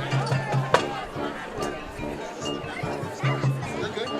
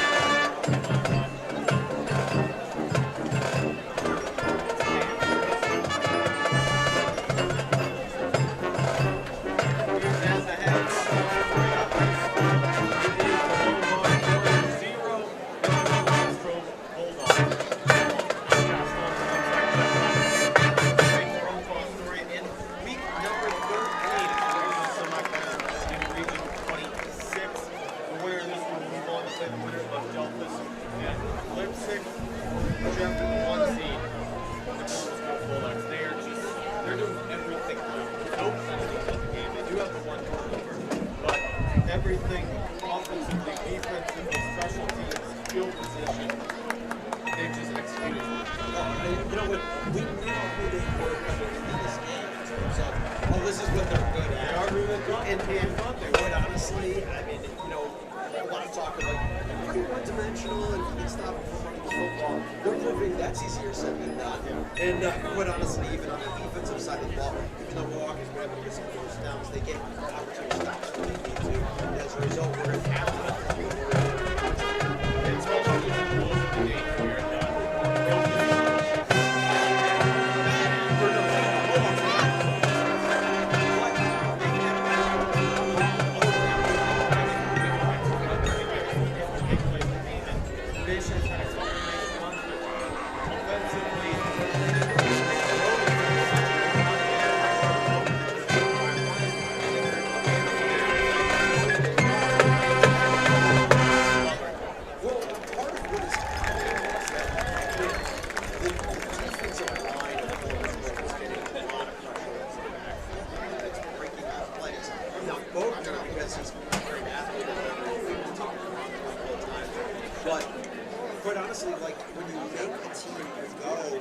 they did on the opening drive. We were like, all right, we might score. We're going to 15 plays. We're not going to give you one 20-yard play or 30-yard play. What they're kind of relying on is that either Mohawk's going to make a mistake, which is not really that the rule is going that they have to one turnover, but it's really that they just have belief that if the team that they're going to get tested Tonight's winning 50-50 ticket number were $274.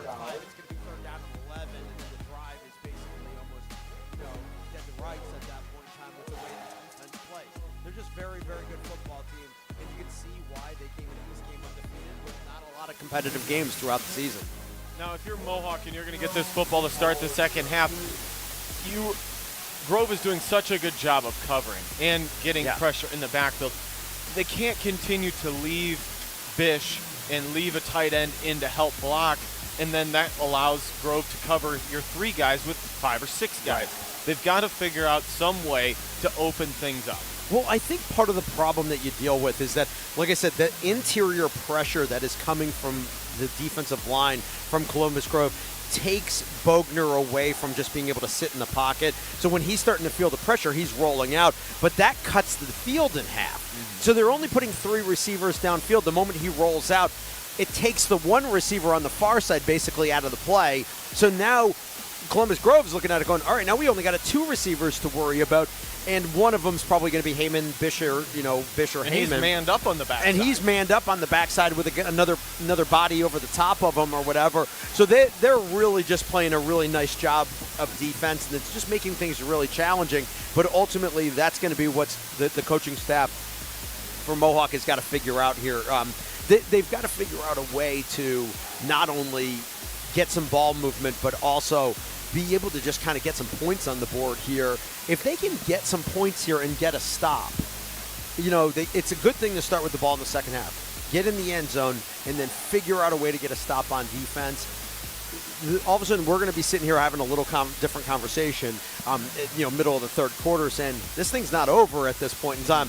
But if they don't get a stop and Grove is in the end zone, if it's a quick 3 and out, and 5 minutes later, the Bulldogs are scoring again, we're basically kind of putting a death knell in the season for the Warriors.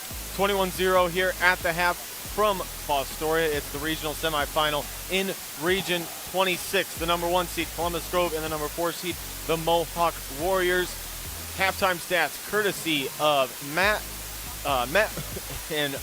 Oriens and Roger Miller at Mizik Miller, the accounting professionals. Goodness, Dan, I couldn't spit that out, buddy. It happens. I'll tell you what. Let's look at the Mohawk Warriors to begin. We're on the ground. They're led by Ben Bogner, 12 carries for 26 yards.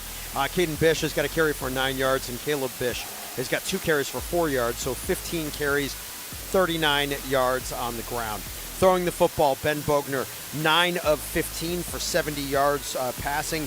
He's got 4 completions to Kane Heyman for 41 yards. It's Caleb Bish.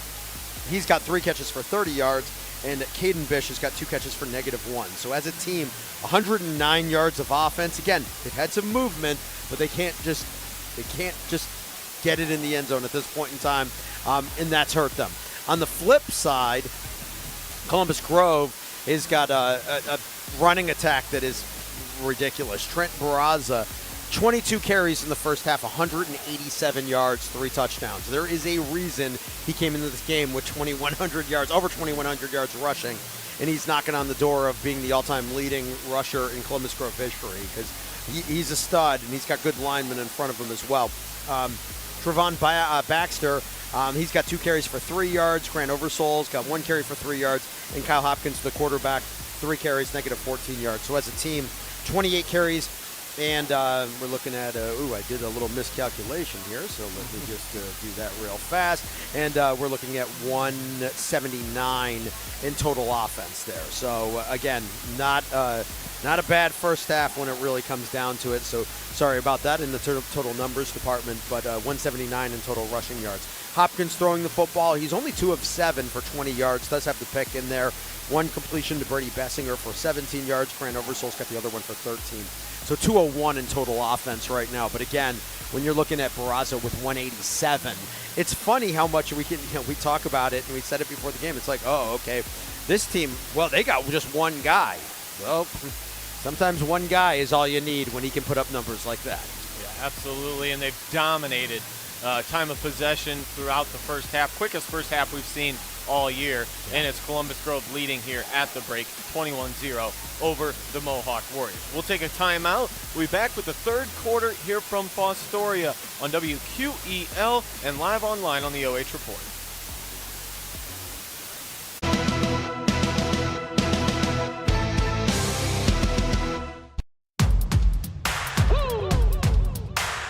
They been sleeping on me, think it's time to wake 'em up. They been sleeping on me, think it's time to wake 'em up. You've been playing it safe, now it's time to shake it up. Playing it safe, now it's time to shake it up. So it's time to make.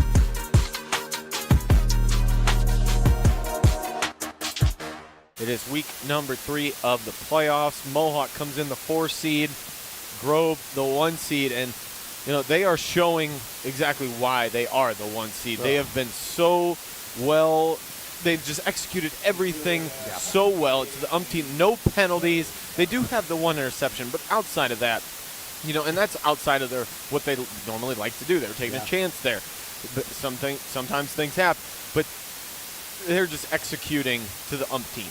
Look, they have, I'll just say this, they're down in, the third-string quarterback is what we were told. Kyle Hopkins was a wide receiver at the beginning of the season, had to move him to quarterback as a result of injuries. And as a result, when you watch them, their passing game is pretty pedestrian. It's pretty sloppy. That said, they still are up 21-0. I mean, they still are just running the ball at will. I mean, they got Barraza's almost at 200 yards already in the first half. So they're doing it being one-dimensional. That is an impressive feat. Shows how good this team is. And Mohawk's been phenomenal against one-dimensional teams so far this year, but this offensive line is just blocking so well up front. Here's Bierhoff kicking off to start the third quarter. Heyman going to have to retreat to the 6. Grabs it across the 10, 15, and goes down at the 17-yard line. Not so Heyman kind of had to reverse course there, let that bounce behind him. Yeah, it kind of took a wobbly bounce and didn't come in the direction he hoped for. So by the time he was able to corral it and look upfield, he had Bulldog defenders all over him. So once again, Mohawk with not favorable starting field position here as they go 1st and 10 from the 19-yard line.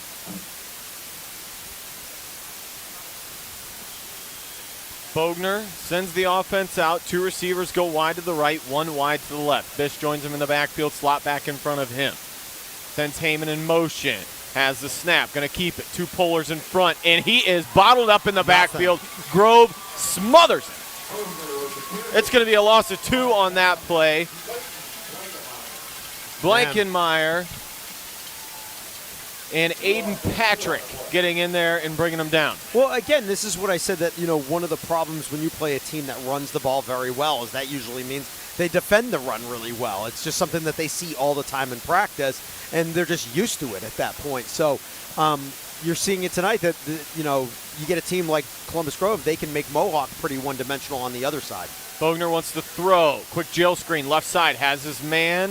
It's going to be a gain of 2, but the defense gets a hold of Bish in a hurry. Yep.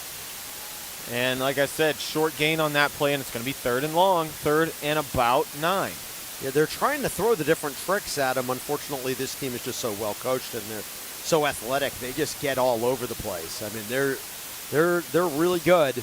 And again, I haven't been saying his name because I've just been saying the defensive line, but Kylan Mays, from the interior defensive line for the Bulldogs he's in the backfield on almost every play. They're double and triple teaming him, and it doesn't matter. Bogner with some time. Now reverses, goes back left side. Heyman going deep. Bogner takes off, and he's close to a first down. He might have enough. The official comes in. He's going to give it to him. First down. Bogner picks it up with his legs, and that is huge for the Warriors. Yeah, the Columbus Grove fans were really upset. They wanted a block in the back. It was kind of on the edge there. Defender was coming in, and the defender just sort of kind of pushed him to get him out of the way. But officials let it go, and Bogner is able to just scramble and get himself that first down that they really desperately needed. Big heads-up play right there by Ben. 10:28 to go, third quarter. Fresh set of downs for the Warriors. Bish, Heyman come wide to the right. Heyman is going to be man-to-man on the outside. Woodland, lone receiver left side. He's going to throw it. Quick hitter. Has Heyman across the middle. Heyman makes a man miss. Looking for a block. Heyman 40, 45, and goes down at the 46-yard line. And there's Kane Heyman on the quick slant. Making a couple guys miss. Picks up the first down. And you can see just how good he can be in the open space, but they got to get him the ball. Well, and quite honestly, it was a good play call. They got the ball out of Bogner's hands in a hurry, and thank goodness they did, because that Mays blasted Bogner on a quick hitter. He was in the backfield so fast that Bogner got rid of that ball, and he took a big hit by Mays, who is he's 6 foot and 270, but he's so quick and he's got good arm movement. They're not even getting hands on him. He's just waving past people, and a good play right there by Bogner. They're gonna run it. Here's Bish. Bish looking for the 50, goes down at the 50 after a gain of 3. And I think Bish had to work really hard for those 3 yards. But I think it's super important that they do this a little bit, that they just can't abandon and become one-dimensional going the other way where they're just always throwing the football. Yes, they're behind, but they can't just be a throwing team on every play. If they do, it just makes things too easy for the Bulldogs defensively to call the right plays. Tight end right, 3 receivers to the top of your screen.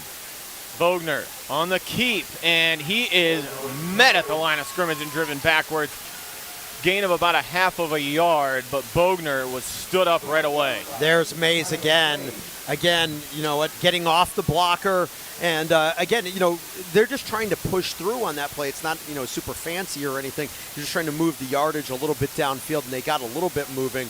But, you know, the Mohawk defense or offensive line, but it's been really good all season long. Just can't get these guys out of the way.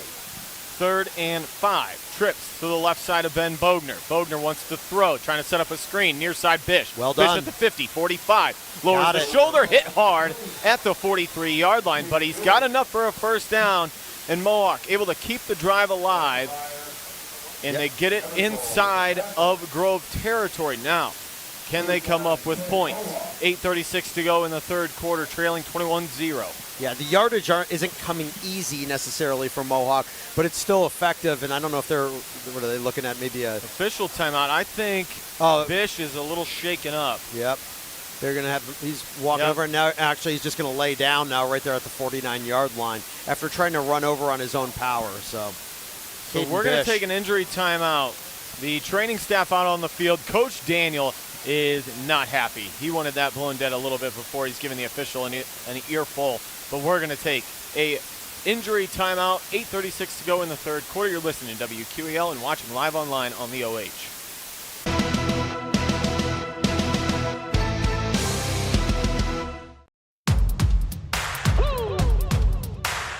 They been sleeping on me, think it's time to wake 'em up. They been sleeping on me, think it's time to wake 'em up. You've been playing it safe, now it's time to shake it up. Playing it safe, now it's time to shake it up. So it's time to make a change.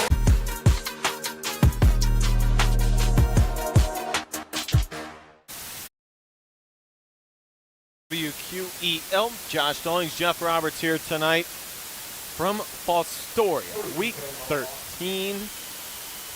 Mohawk with the football, but trailing 21-0. They'll bring Patrizzi in now in the backfield. Bish gets off the field under his own power, but he has to exit for at least a play. Trips left side, tight end right. Bogner fakes the handoff to Patrizzi. Going to throw over the middle, too high for the intended receiver. Heyman, skinny slant that time for Kane. It would have been a first down, but too high. Yeah, just a tough window to throw it into, because there's actually some defenders sort of in the area where they could have stepped in front of it if it was a low pass. So he was like, well, I better put a little bit more air on it and see if I can just drop it in over the top. And again, just put a little bit too much juice on it, and sure enough, it falls incomplete. Woodland going to split wide to the left. And actually, it's going to be Trips left side. Heyman, the lone receiver, to the right. Little confusion. They get it sorted, and no, Coach Daniel wants a timeout. Yep. Nobody really knowing where to go in that Trips formation, so Coach Daniel stops the clock. 8:17 to go third quarter. 21-0. Mohawk with the football and facing a 2nd and 10. We'll be back. Oh, man. Kitchen Supply. We're building our future with you. Contractors and do-it-yourselfers, this is Jeff Flowers from Home and Kitchen Supply, here to remind you that we are your best source for kitchens, baths, windows, doors, floors, and more. Quality products, friendly service, great prices. You owe it to yourself to give us a try. You will be glad you did. That's Home and Kitchen Supply, 163 North Diamond Street, downtown Mansfield. We're building our future with you.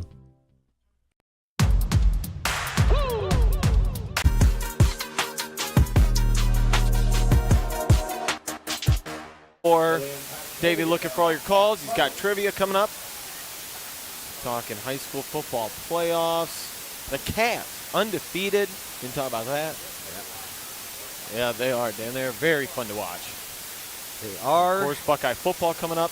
And I'll give $10 to Davy Jones if he can name 2 players on the Cavs. I'll double down on that. Okay. All right, I will fair double enough. J.R. Smith? Oh, no. All right. Sean Kemp. Yes. Austin Carr having a great year. 2nd and 10. Bogner wants to throw across the middle. Finds his man. That's complete Bish. for the first down. Bish goes across the 33 and actually goes down at the 33. Needed the 34. So picks it up by a yard. Yep. Mohawk keeps the drive alive. 8:05 to go here in the third and counting. Finding those soft spots, that's all you can really do sometimes as a receiver, especially against a good defensive backfield that actually tackles well, is, you don't need to necessarily make things special on every play. Just take what they'll give you, and Bogner's doing a good job finding his receivers. Slot left, 2 receivers to the right side. Bogner rolling, a lot of pressure, and he is bottled up, smothered in the backfield. 4-yard loss on the play. That is Kylan Mays again. 6 foot, 270. I am telling you right now, I didn't say his name in the first half because I wasn't catching the number. I just saw him in the backfield like crazy. He's a monster. I mean, every single play. I mean, if they body up on him, he just pushes people past them. He pushes the linemen in the backfield. And if they don't get him half the time, it's because he's just slid right past them because he's so fast. 4-year letterman, 6 foot, 270. One-man wrecking crew. Low snap. Bogner picks it off the turf. Steps up in the pocket. Wants to throw. Across the middle. Pass is caught. He is hit hard, but another first down. Bish hauls it in traffic. He was leveled, but Bish able to complete the catch and keep the drive alive. 7:02 to go, third quarter. Yeah, that's 16-yard pickup. Not an easy pitch and catch right there. And again, some pressure getting in Bogner's face. But they did a nice job. They kind of just surrounded all the guys who were going to be getting in the way. Bogner was able to step into that throw, and a great catch by Bish. 2 left, 2 right. Play clock is at 10. Bogner with the snap. He's rolling left, throwing left into the flats. It is caught at the 14-yard line, and that is Bish. Caleb Bish on the reception. The senior hauls in another, and they're going to be short of the first down by about 3 yards.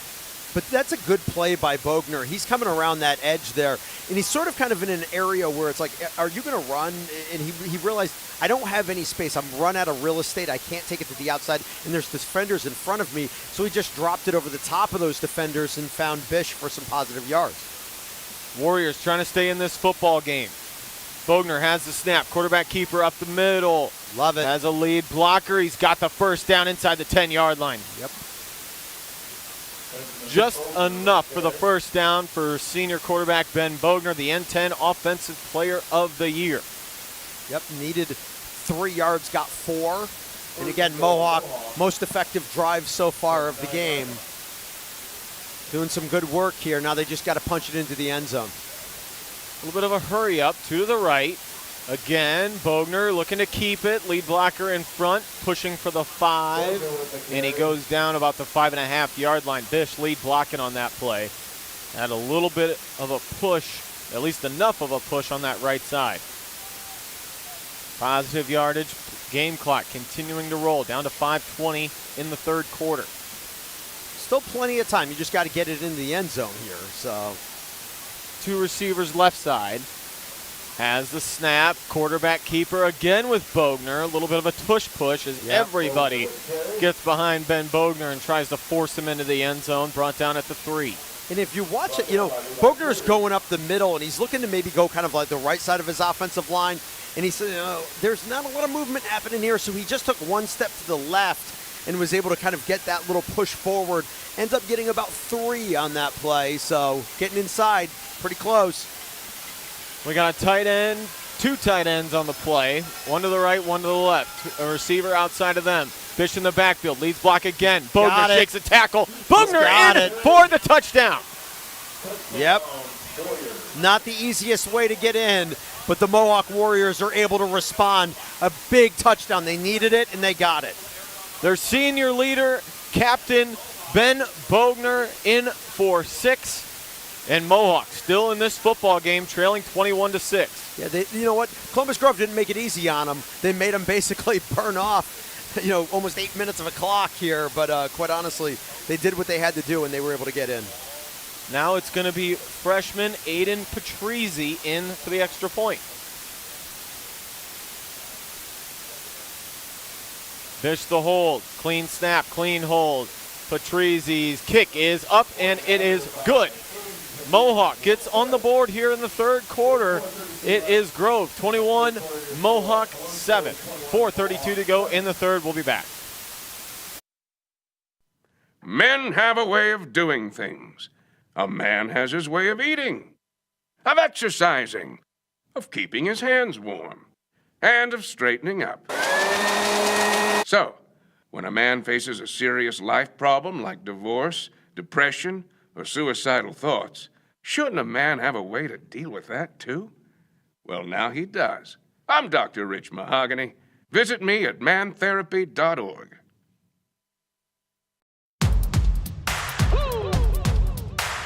They been sleeping on me, think it's time to wake 'em up. They been sleeping on me, think.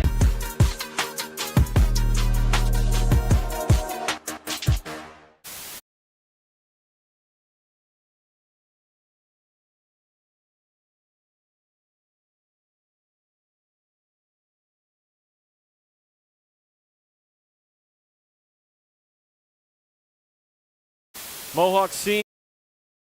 Ben Bogner finds the end zone for 6. It is 21-7. Columbus Grove on top here in the third quarter, and they await the Patrizzi kickoff. Warrior defense following the touchdown. They're going to need a big stop here, Jeff. Yeah, they need to stop now. That's exactly how they needed to do this. They got to get the points on the board and then get a defensive stop. Patrizzi going to send it. They need to stop now. That's exactly how they needed to do this. They got to get the points on the board and then get a defensive stop. Patrizzi going to send it deep. Barraza grabs it about the 25, gets upfield, 35, 37-yard line, goes down there. And it's going to be first and 10 for the Bulldogs. Not terrible field position for the Bulldogs, but ultimately probably the best for Mohawk defensively so far in the game. I mean, it's like, all right, they're at the 37-yard line, but they were starting every drive in their 40s and even in Mohawk territory. So the Warriors able to melt almost 8 minutes off that clock and get a touchdown. Now they need to stop. They sure do.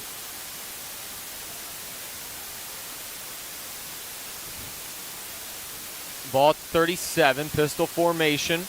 Has it, turns, gives Barraza. Barraza met immediately. Reinhardt and a slew of Warriors push him backwards. Yep. Also in on the stop, Eli Chevalier. Yep, big play right there. And that, like I said, this is what they've got to do. They've just got to put them into third down and long, and then they've got to prevent Barraza from what he got in the first half, which was third down and 10 and him running for a first down somehow. 2nd and 9, Barraza in the backfield with Hopkins. 3 receivers left side, slot back to the right. Now they're going to change it up. Play clock is at 14.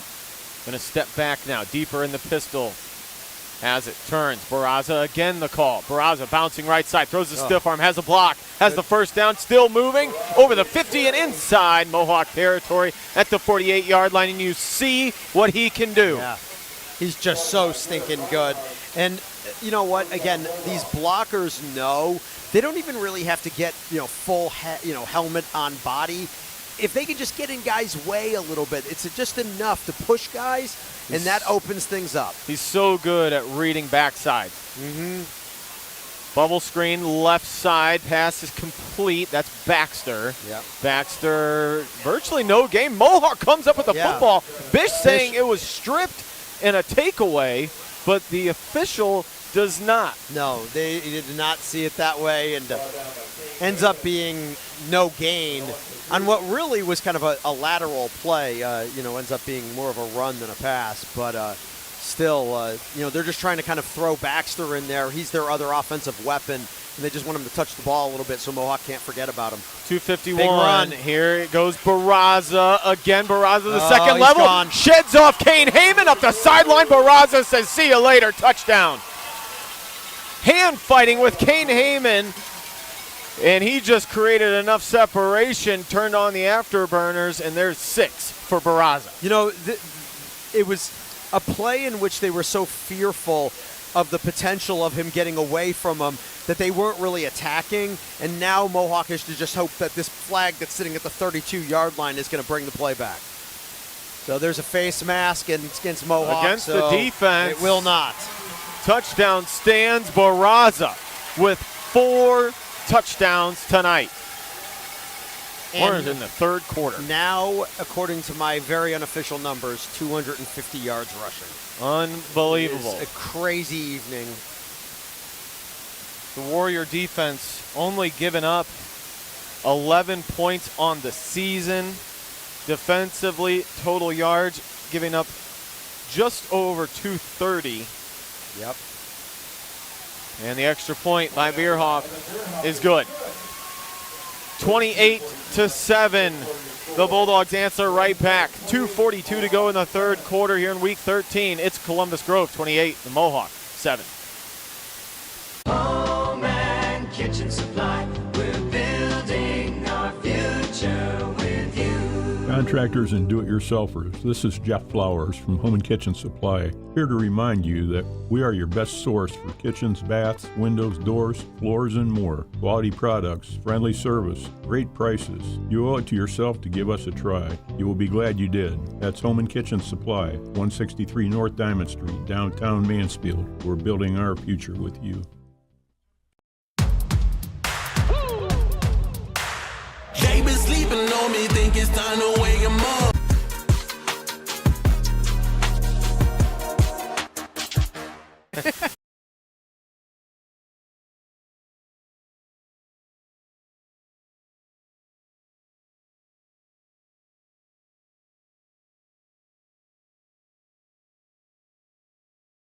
Yep.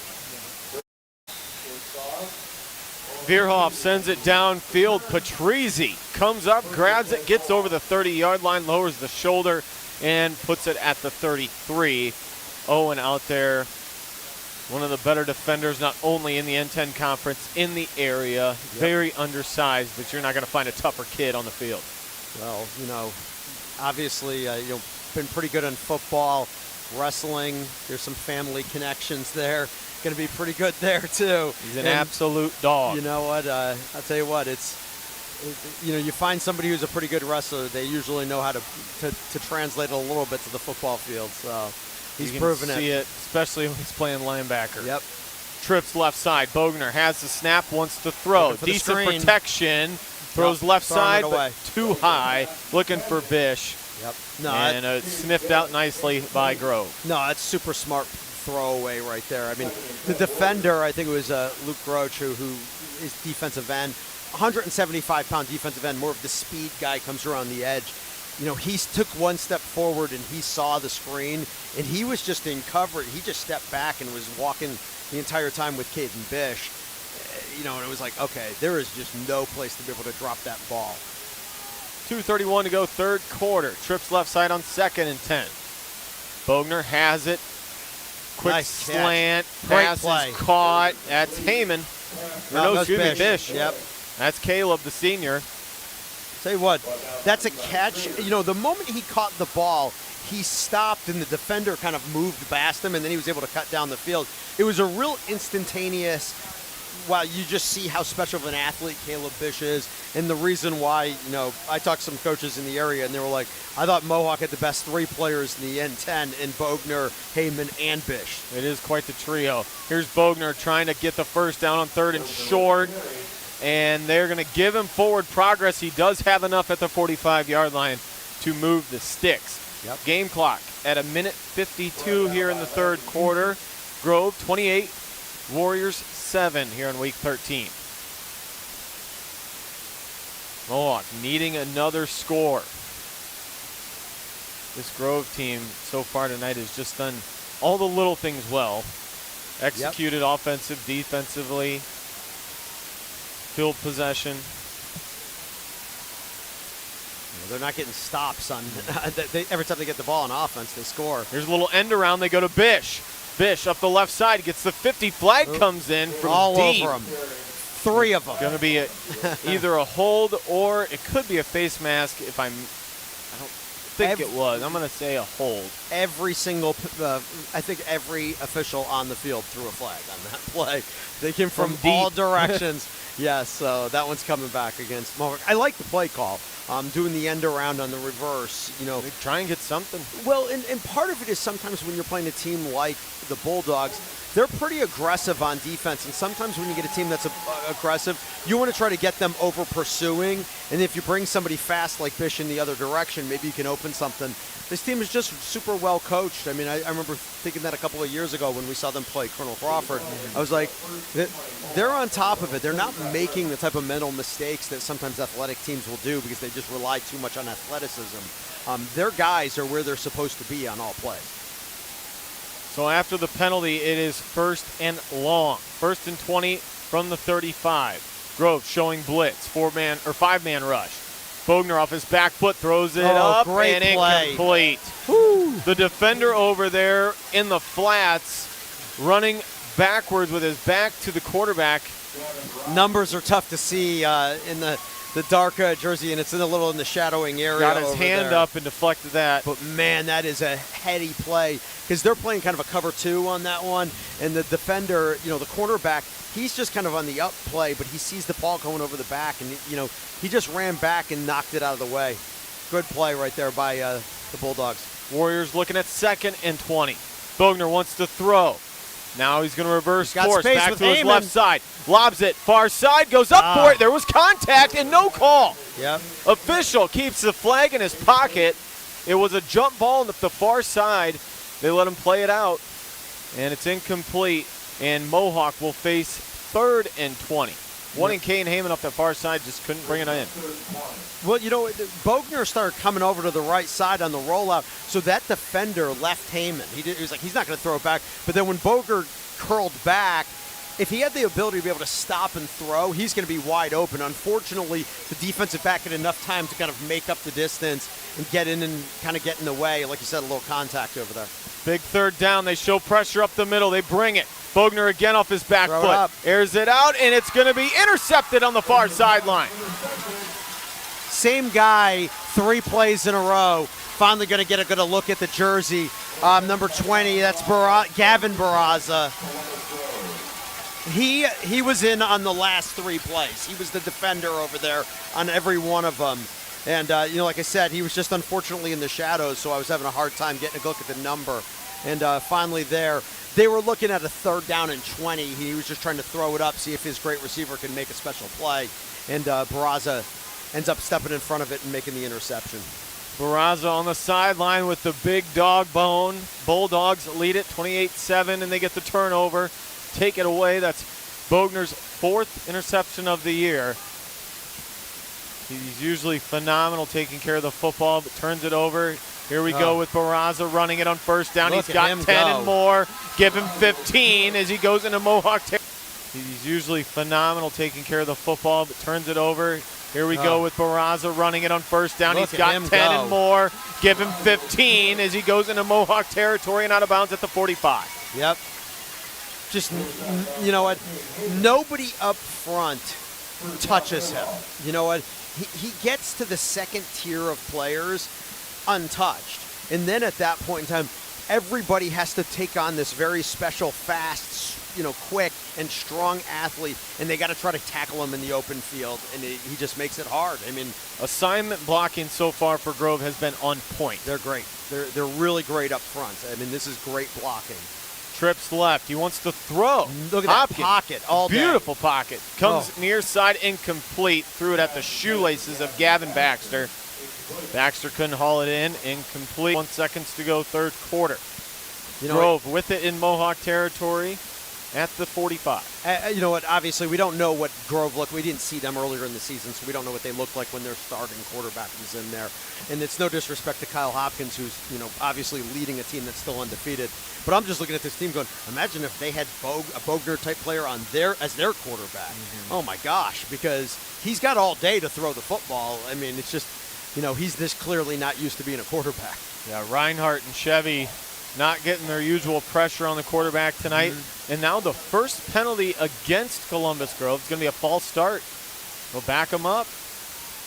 But this is the crazy We're thing. at the end of the third quarter, 20 seconds. That's a first penalty on the Bulldogs. This is the crazy thing about them. It's 2nd and 15, and every time they've gotten into positions like this, they go back to running the football. Like everybody else, it's like bread and 2nd butter. and 15. We probably got to, we got to dial up a pass, maybe a screen pass, something like that. I would think that's going to go back to Barraza. Look at that. Pistol, Barraza, lead blocker in front. That's a slot back. He breaks a tackle, pushes over the 40, down inside to the 37-yard line. You said it right there, Jeff. Called it perfectly. They're looking at 2nd and 15. Why not call it the run play? You got a guy that's got 2,300 yards from scrimmage. He'll pick you up 12. And Why not? It's not even a special run either, just going right up the middle. End of the third quarter here from Fostoria. Bulldogs 28, the Warriors 7. You're listening to WQEL 92.7 FM and live online on the OH Report.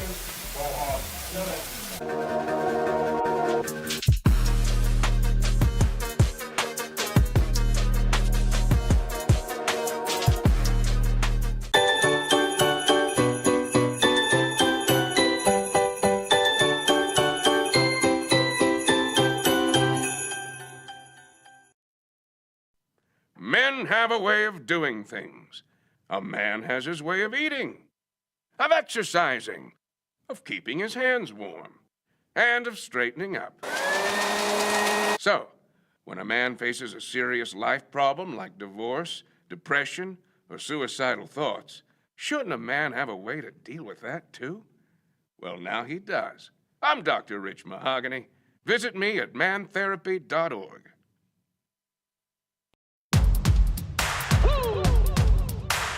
They been sleeping on me, think it's time to wake 'em up.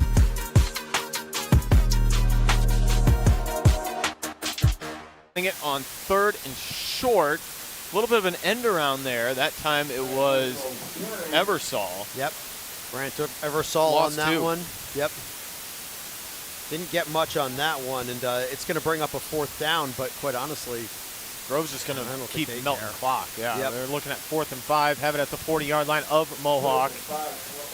A 3-score lead, and they just want that clock to keep ticking. A short shotgun snap now, just a 3-yard snap on 4th down. He's going to throw, rolling, throwing, open man, passes caught. He's got the first down. He goes out of bounds. It was Basinger. Yep, the tight end, once again, just slipping out. Doing a nice job, and again, they don't throw the ball a lot, but when they do it, they're effective because everybody has to just kind of keep looking in that backfield. The blocking up front has been sensational. Fresh set of downs for the Bulldogs. Bulldogs looking for a trip to the regional final. They'll play the winner of Leipzig and Delphos St. John. Yes. 1st and 10, ball at the 29 now. Mohawk showing a little pressure. They only bring 4. Now they're dropping back. Wants to throw. Hopkins going to tuck it. Runs to the sideline, and they're going to get a face mask on. No doubt about that. Easy call. Reinhardt had a handful of Hopkins. Yep. More than once, too. So that Leipzig Delphos St. John's game tied up at 13. So competitive game there, and obviously, unless Mohawk can pull off some sort of miracle here in the 4th quarter, looking like the Bulldogs are going to be taking on one of those teams as they attempt to get back to the state semifinals for the 3rd straight year. Couple scores, yeah. Couple scores from around the area. Shelby 26, Ontario 19, Hillsdale 37, Malvern 21, Big Walnut 14, Ashland 10, Northmore 14, and Ridgewood 7.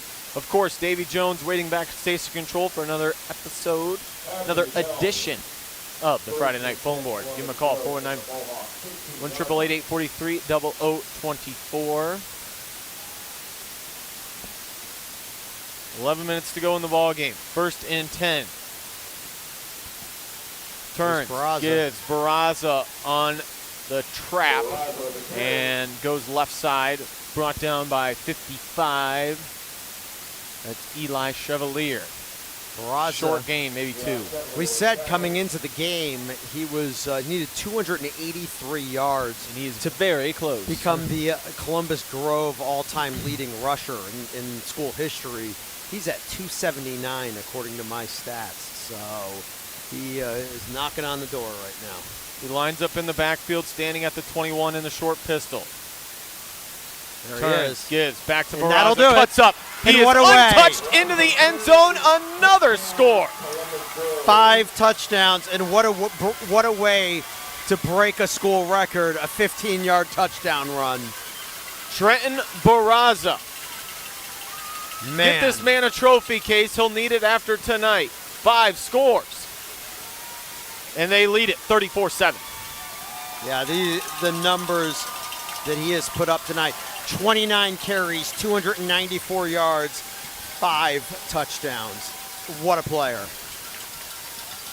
Veerhoff on for the extra point. Good hold, good kick. It is through the uprights. 35-7 with 10:13 to go in the ball game. The Warriors with the football when we come back here in week 13, but it's been all Bulldogs through 3 quarters.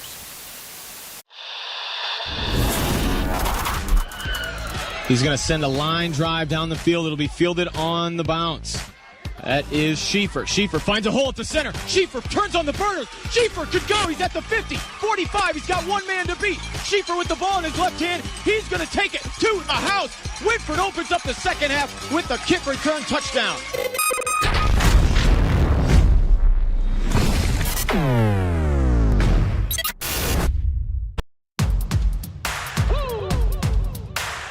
They been sleeping on me, think it's time to wake 'em up.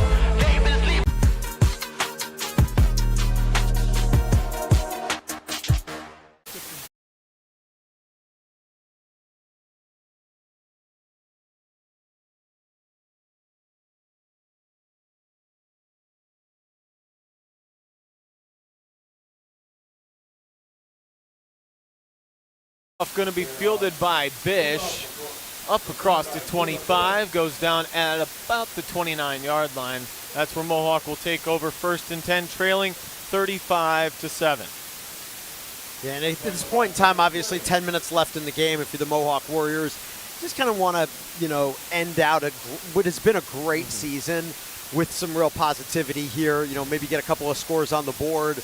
Be able to look back at it when this thing's all said and done and say, we played a really, really good Columbus Grove team. But in the end, the scoreboard didn't really look quite so ugly because we were able to get some points up there. So see what some of these guys can do. Got some great seniors on this team. We'll have to see them go out on their potentially, looks like they're going to be their last game with some nice offensive scores.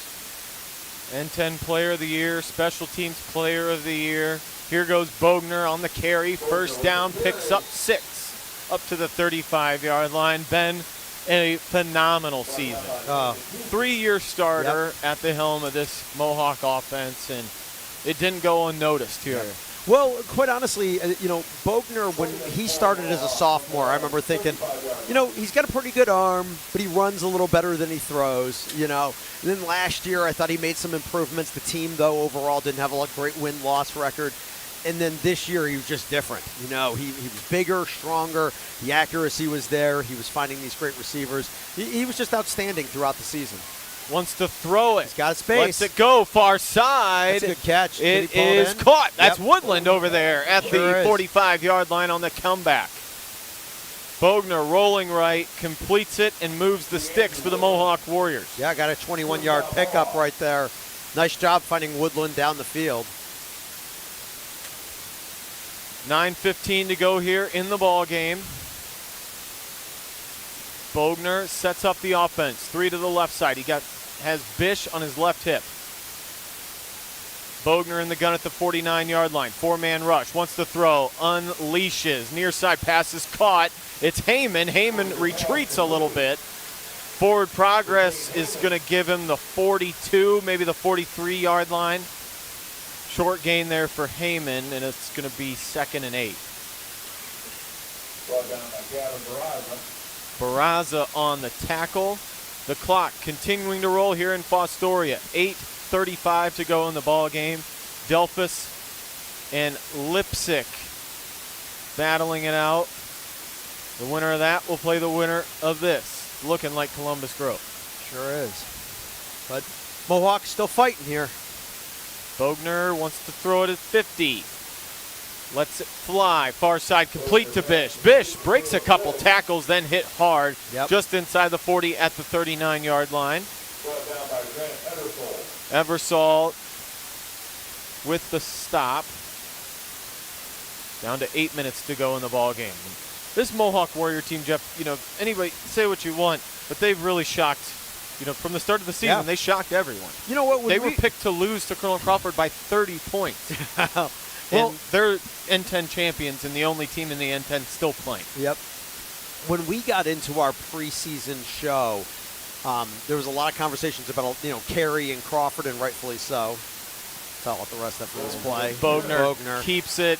Maybe he got a yard. But we were talking about it, and I said, they bring back the most seniors, and depending on how those seniors develop, they could be a team to watch in the N10. But that was sort of the discussion. It's like they could be a team to watch, but quite honestly, it was like, did they improve in the offseason? The answer is yes, a lot. And that has a lot to do. Their senior leadership. Yeah. Ben Bogner, Kane Heyman, Caleb Bish. I mean, those guys wanted it in the offseason. They were disgusted with their 2-8 record. And Garrett Reinhardt on the line. You got guys like that. They put a lot into it. Chevy, inside the 30 as it's caught for another first down. Yeah, that's Heyman.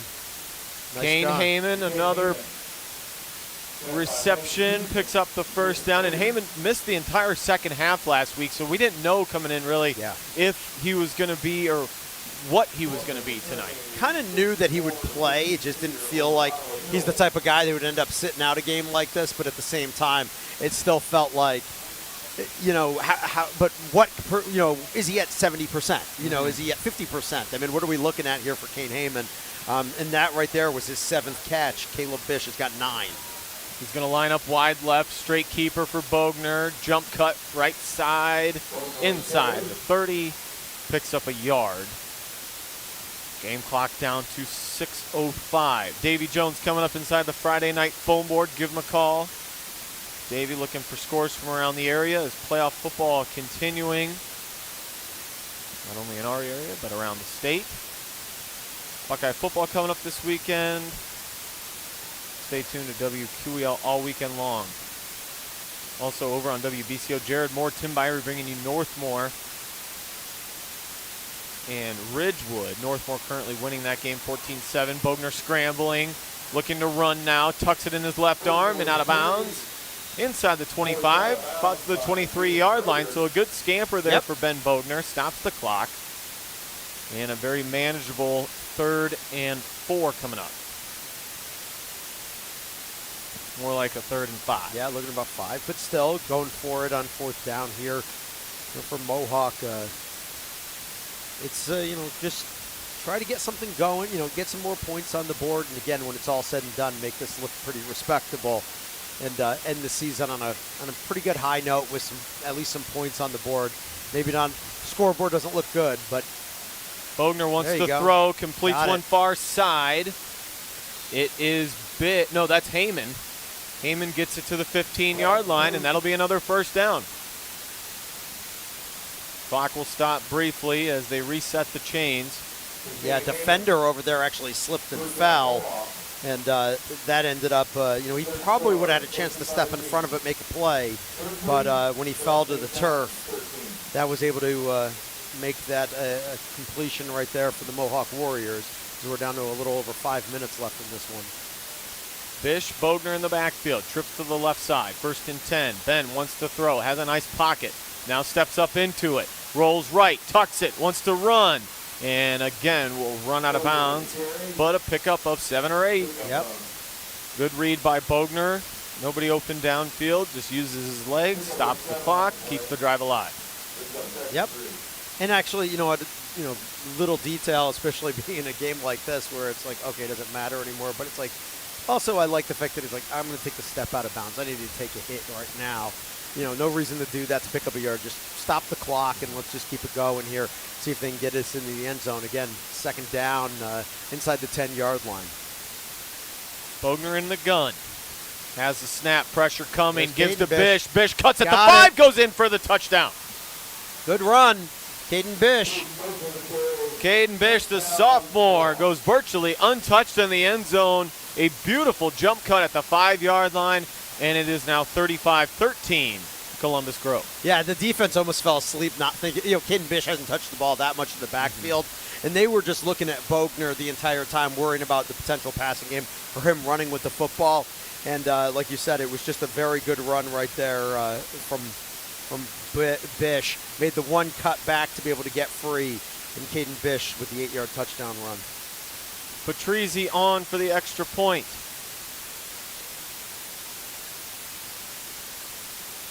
The freshman's kick is up and good, but I think a false start.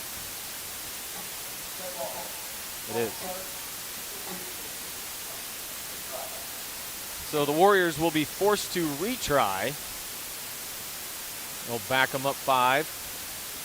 The freshman, Patrizzi, hasn't been the kicker all season. No. Last couple weeks, he's taken on that role and done a very nice job. Looks to have a pretty good leg. Well, and what does it say when a coaching staff is looking? I mean, it's not like they had Koorsen kicking earlier in the year and he was doing all right, but they were like, all right, we're going to have to bring in the freshman into this position.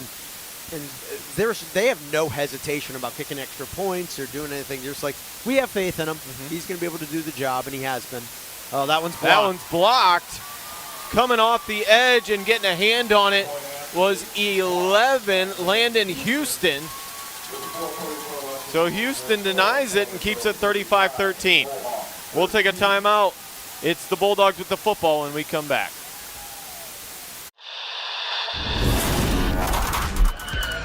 He's going to send a line drive down the field. It'll be fielded on the bounce. That is Schieffer. Schieffer finds a hole at the center. Schieffer turns on the burners. Schieffer could go. He's at the 50, 45. He's got one man to beat. Schieffer with the ball in his left hand. He's going to take it to the house. Whitford opens up the second half with the kick return touchdown.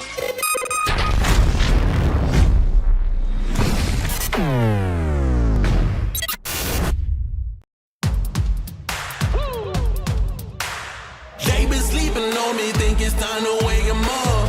They been sleeping on me, think it's time to wake 'em up. You've been playing it safe, now it's time to shake it up. Playing it safe, now it's time to shake it up.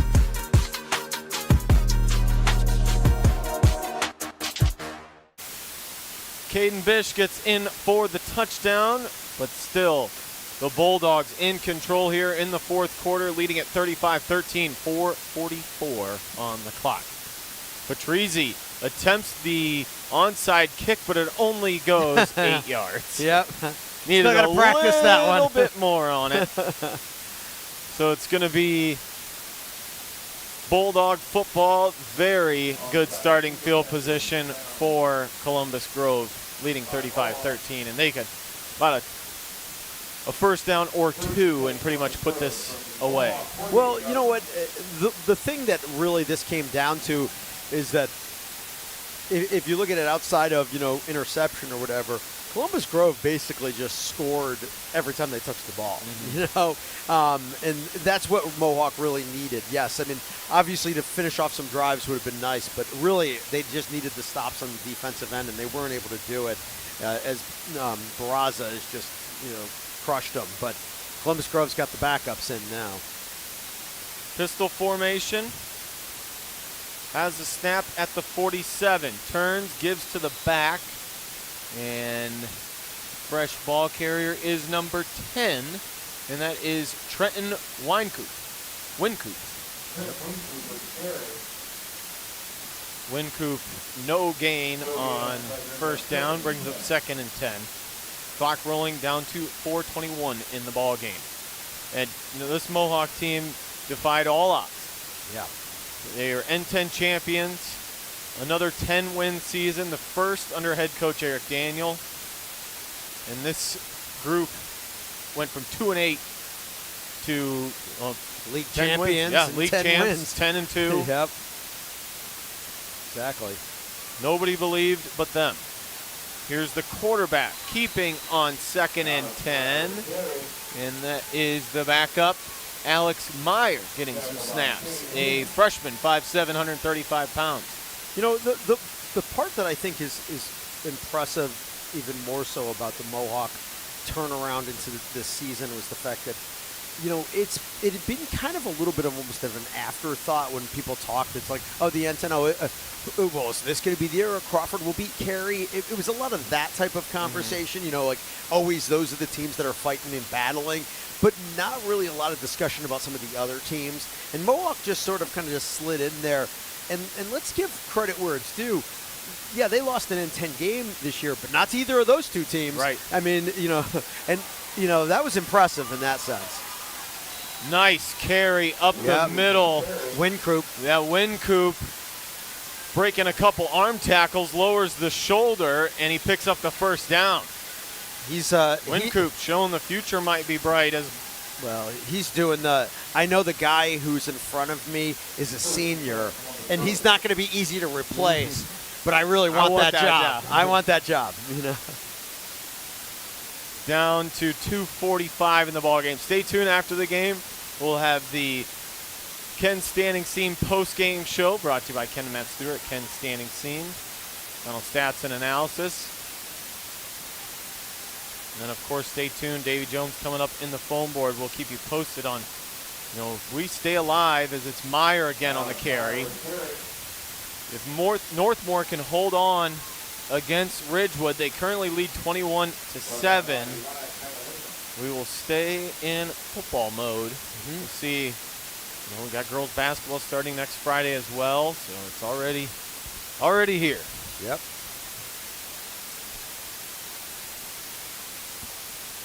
Game clock down to 2 minutes. 35-13 your score.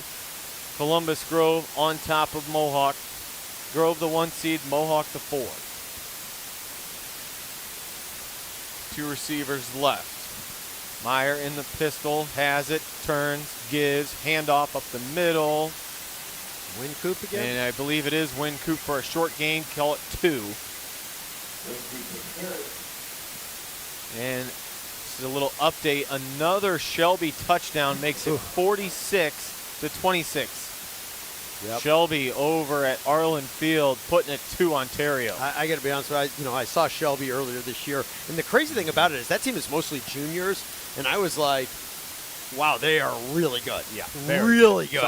Against Galleon, they were the real deal. I was like, wow. I'm like, for a team that, you know, you'd figure, oh, okay, they'll need another year. It's like, maybe they don't need another year. They're doing some damage. Good for them. 3rd and 5. Meyer fakes the pitch straight up the middle, and the quarterback scampers for about 3. Yep.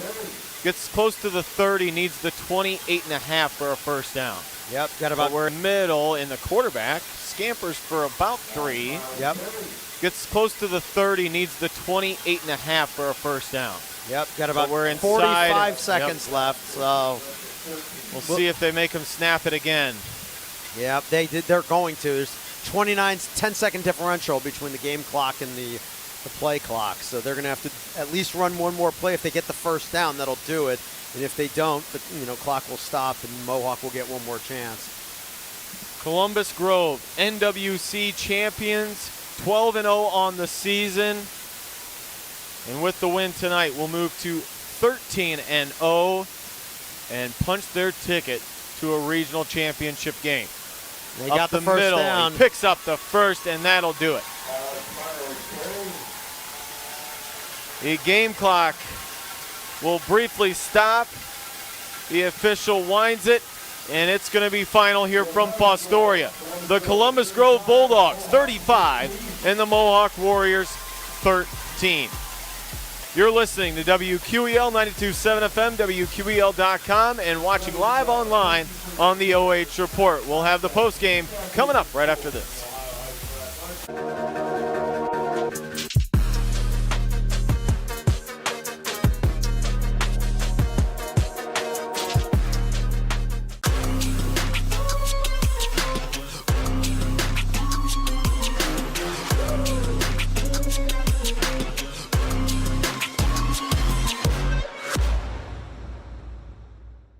Home and kitchen supply. We're building our future with you.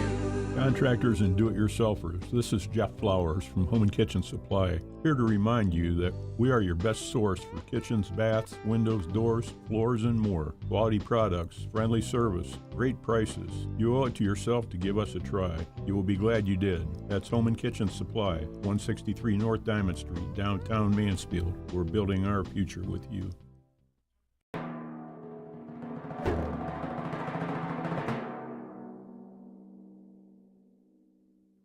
Picking up new hobbies such as cooking is another manly way to avoid depression and reduce stress.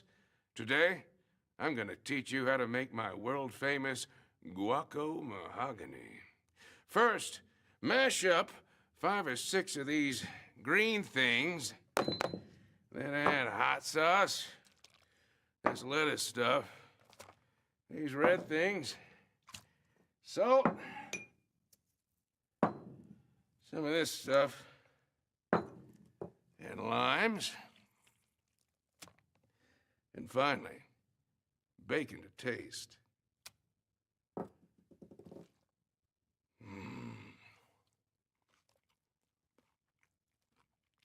Delicious.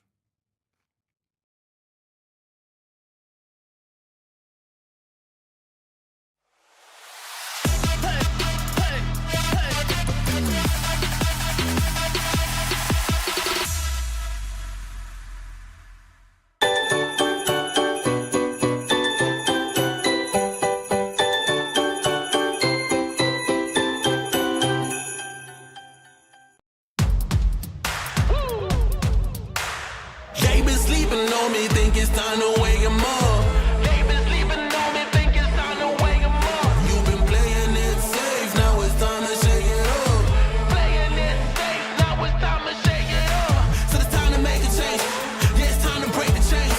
Yeah, it's time to bring the pain. Let them know, tell them we are not the same. I'm the one that got the flames. With my team, as you know, we come to slay. Let them know that we didn't come to play. Nah, we came to win. I'm ready for anything that they can bring. Bring it on, let me do my thing. I'm a giant, they can move the king. If you never risk it, then you never know. If it's holding you back, you gotta let it go. You gotta give it all you gotta let them know. You are on another level. And streaming live online on the OH Report. We are final here in Week 13 from Fostoria. Columbus Grove 35 and the Mohawk Warriors 13. The undefeated season for Grove continues. They are now 13-0, and Mohawks' storybook season comes to an end at 10-3. They were N10 champions. Nobody picked them to win the league. Nobody picked them to be in Week 13. But the senior class, Ben Bogner, they have 2 players of the year in the N10, special team player of the year, offensive player of the year. They wanted improvement. They saw they lived 2-8 last year. They didn't want that. Yep. They stepped up big time. They take them deep into the playoffs, and I know they're gathered up down in the end zone to our right. Coach Daniel and the coaching staff talking to them, and I'm sure they are saying pretty much what we're saying. What a fun season it's been. You know what? They've got so much to be proud of, and it's actually the type of team that I'm a big believer in the fact that it's not just a story to be able to tell for the Mohawk Warriors. It is a story to be able to tell for every team in the area or across the state that is struggling in high school football, that if you have a dedicated group of players, a dedicated group of seniors in particular who want to be leaders, who are going to take the offseason seriously, they want to improve, they want to get better, look what can happen. You know, again, 2-8 a year ago.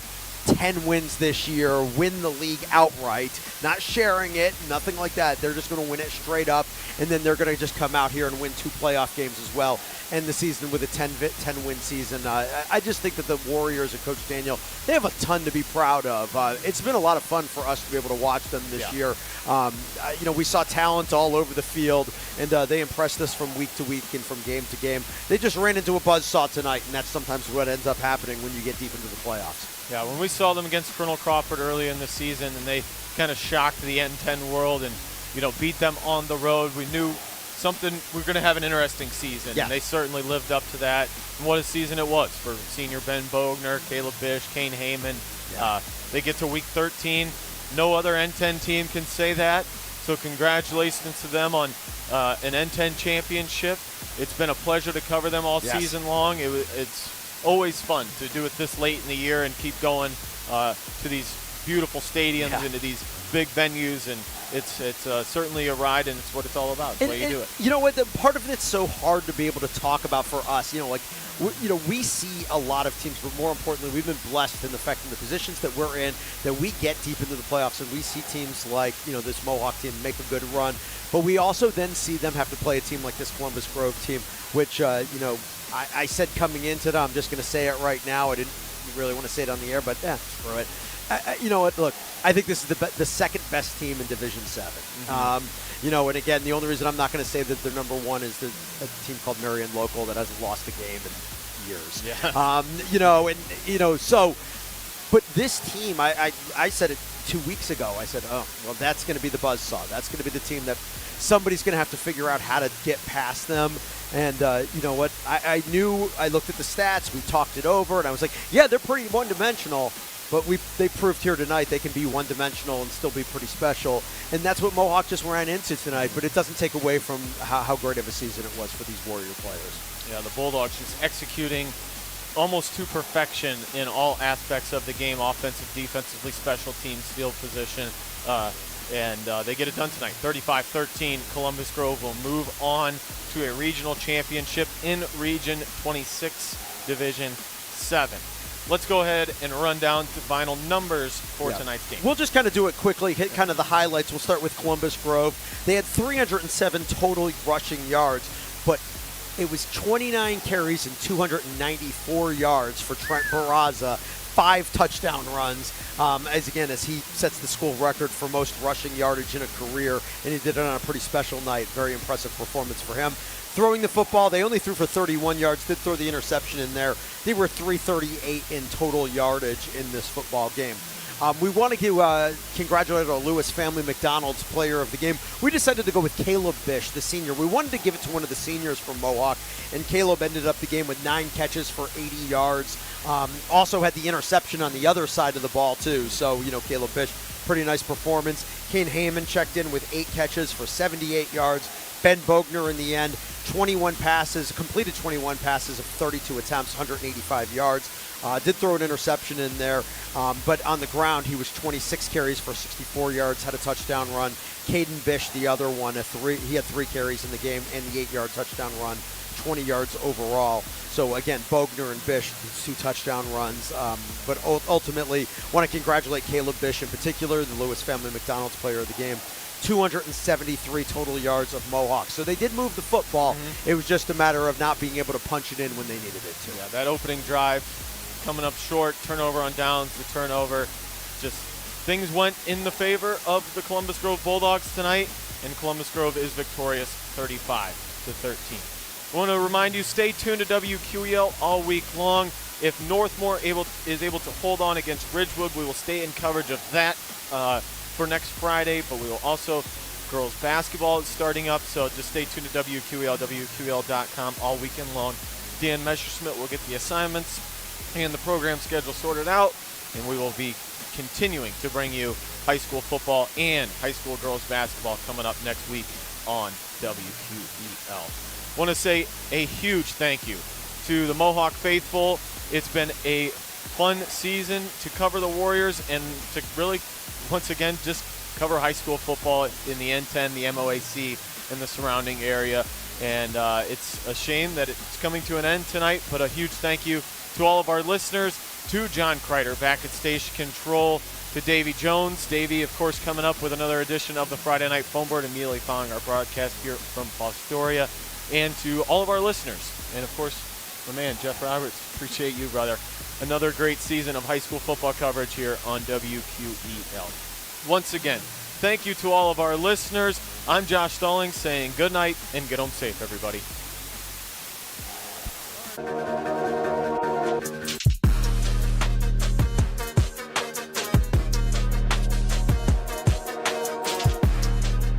Home and Kitchen Supply, we're building our future with you.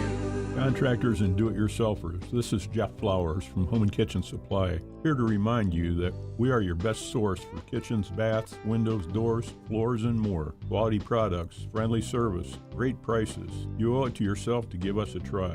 You will be glad you did. That's Home and Kitchen Supply, 163 North Diamond Street, downtown Mansfield. We're building our future with you.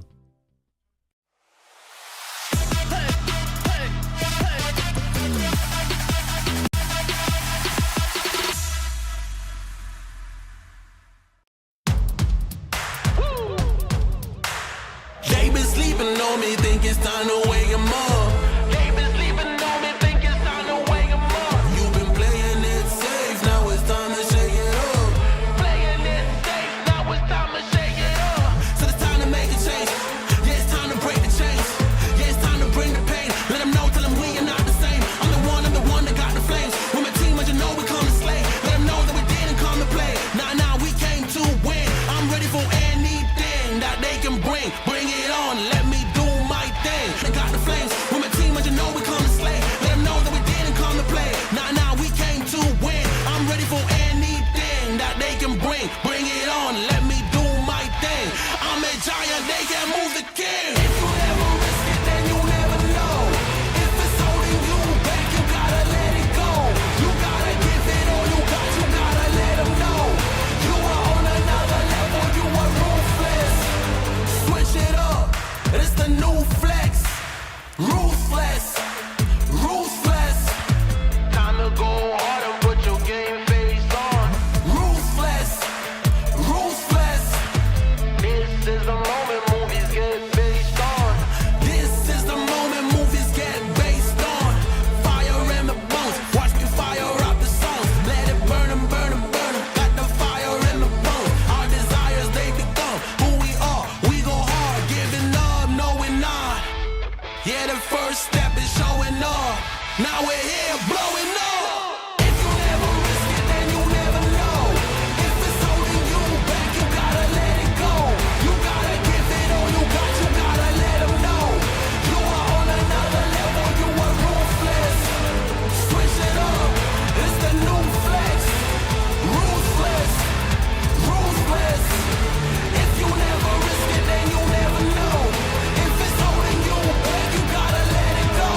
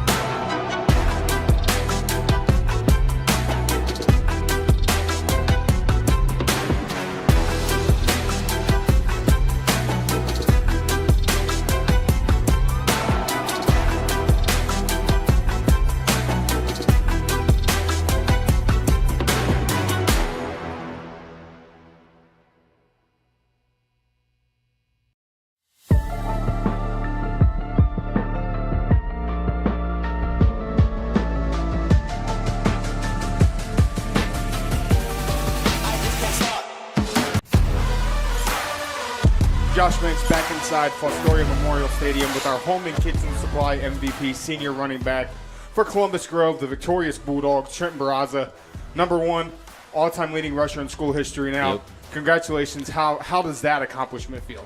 I mean, it definitely motivated me this whole entire season to, push a little harder, give an extra rep, give an extra step. But, I'm glad I got the record and everything, but, I want to get to week 16 and win week 16. So on the night, we had you 29 carries, 294 yards, but I think the big stat, you guys put up 35 points to the team, and you have 5 rushing touchdowns. Yeah.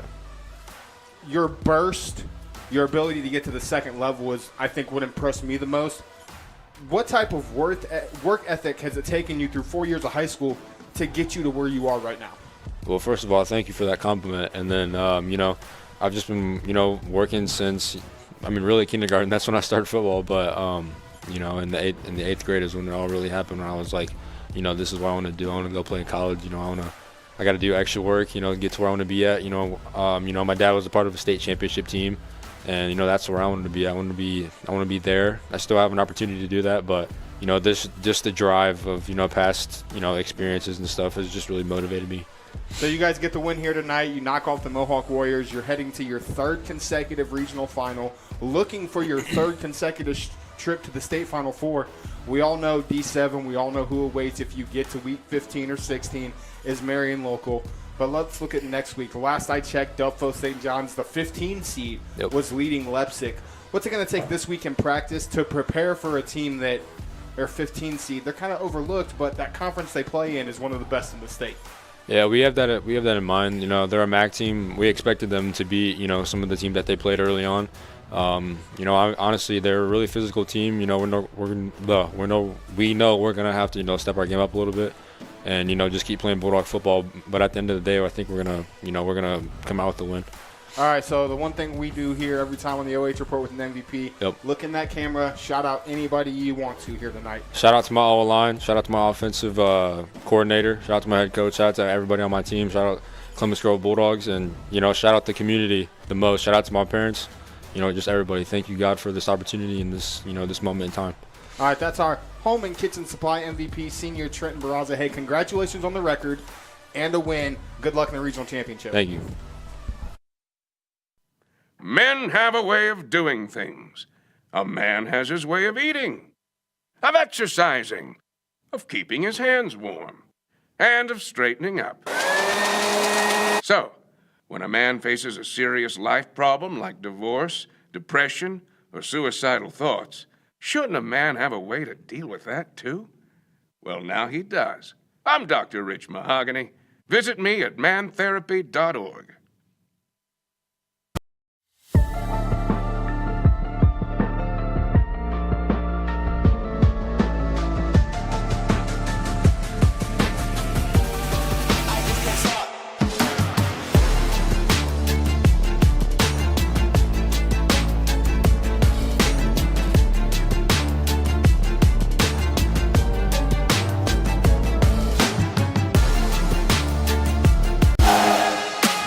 Josh Banks back in here to wrap it up inside Fostoria Memorial Stadium, where the Columbus Grove Bulldogs stay unblemished, 13-0 on the season, knocking off the Mohawk Warriors 35-13 on the back of that young man you just seen in our MVP, Trenton Barraza. Again, 294 yards, 5 touchdowns tonight. Mohawk finishes 10-2. Listen, guys, that's a team that was 2-8 last year. They win the N10. They knock off the beast of Crawford, Cary, Seneca East to win that conference, and they make a run to a regional semi. Credit all those seniors, Coach Daniel, on a phenomenal season. We look forward to them next year. For Columbus Grove, hey, you got a week 14 game against the winner of Delphos and Leipzig. Good luck there. On camera, my good buddy Oliver. I appreciate everything he does a great job up here. You heard WQEL 92.7, Josh Stallings and Jeff Roberts on the call. My name is Josh Banks. I was behind the camera producing everything. Thank you all for tuning in. Thank you all for a great 13 weeks of football. We'll see you in the next one because we still got some teams playing in week 14.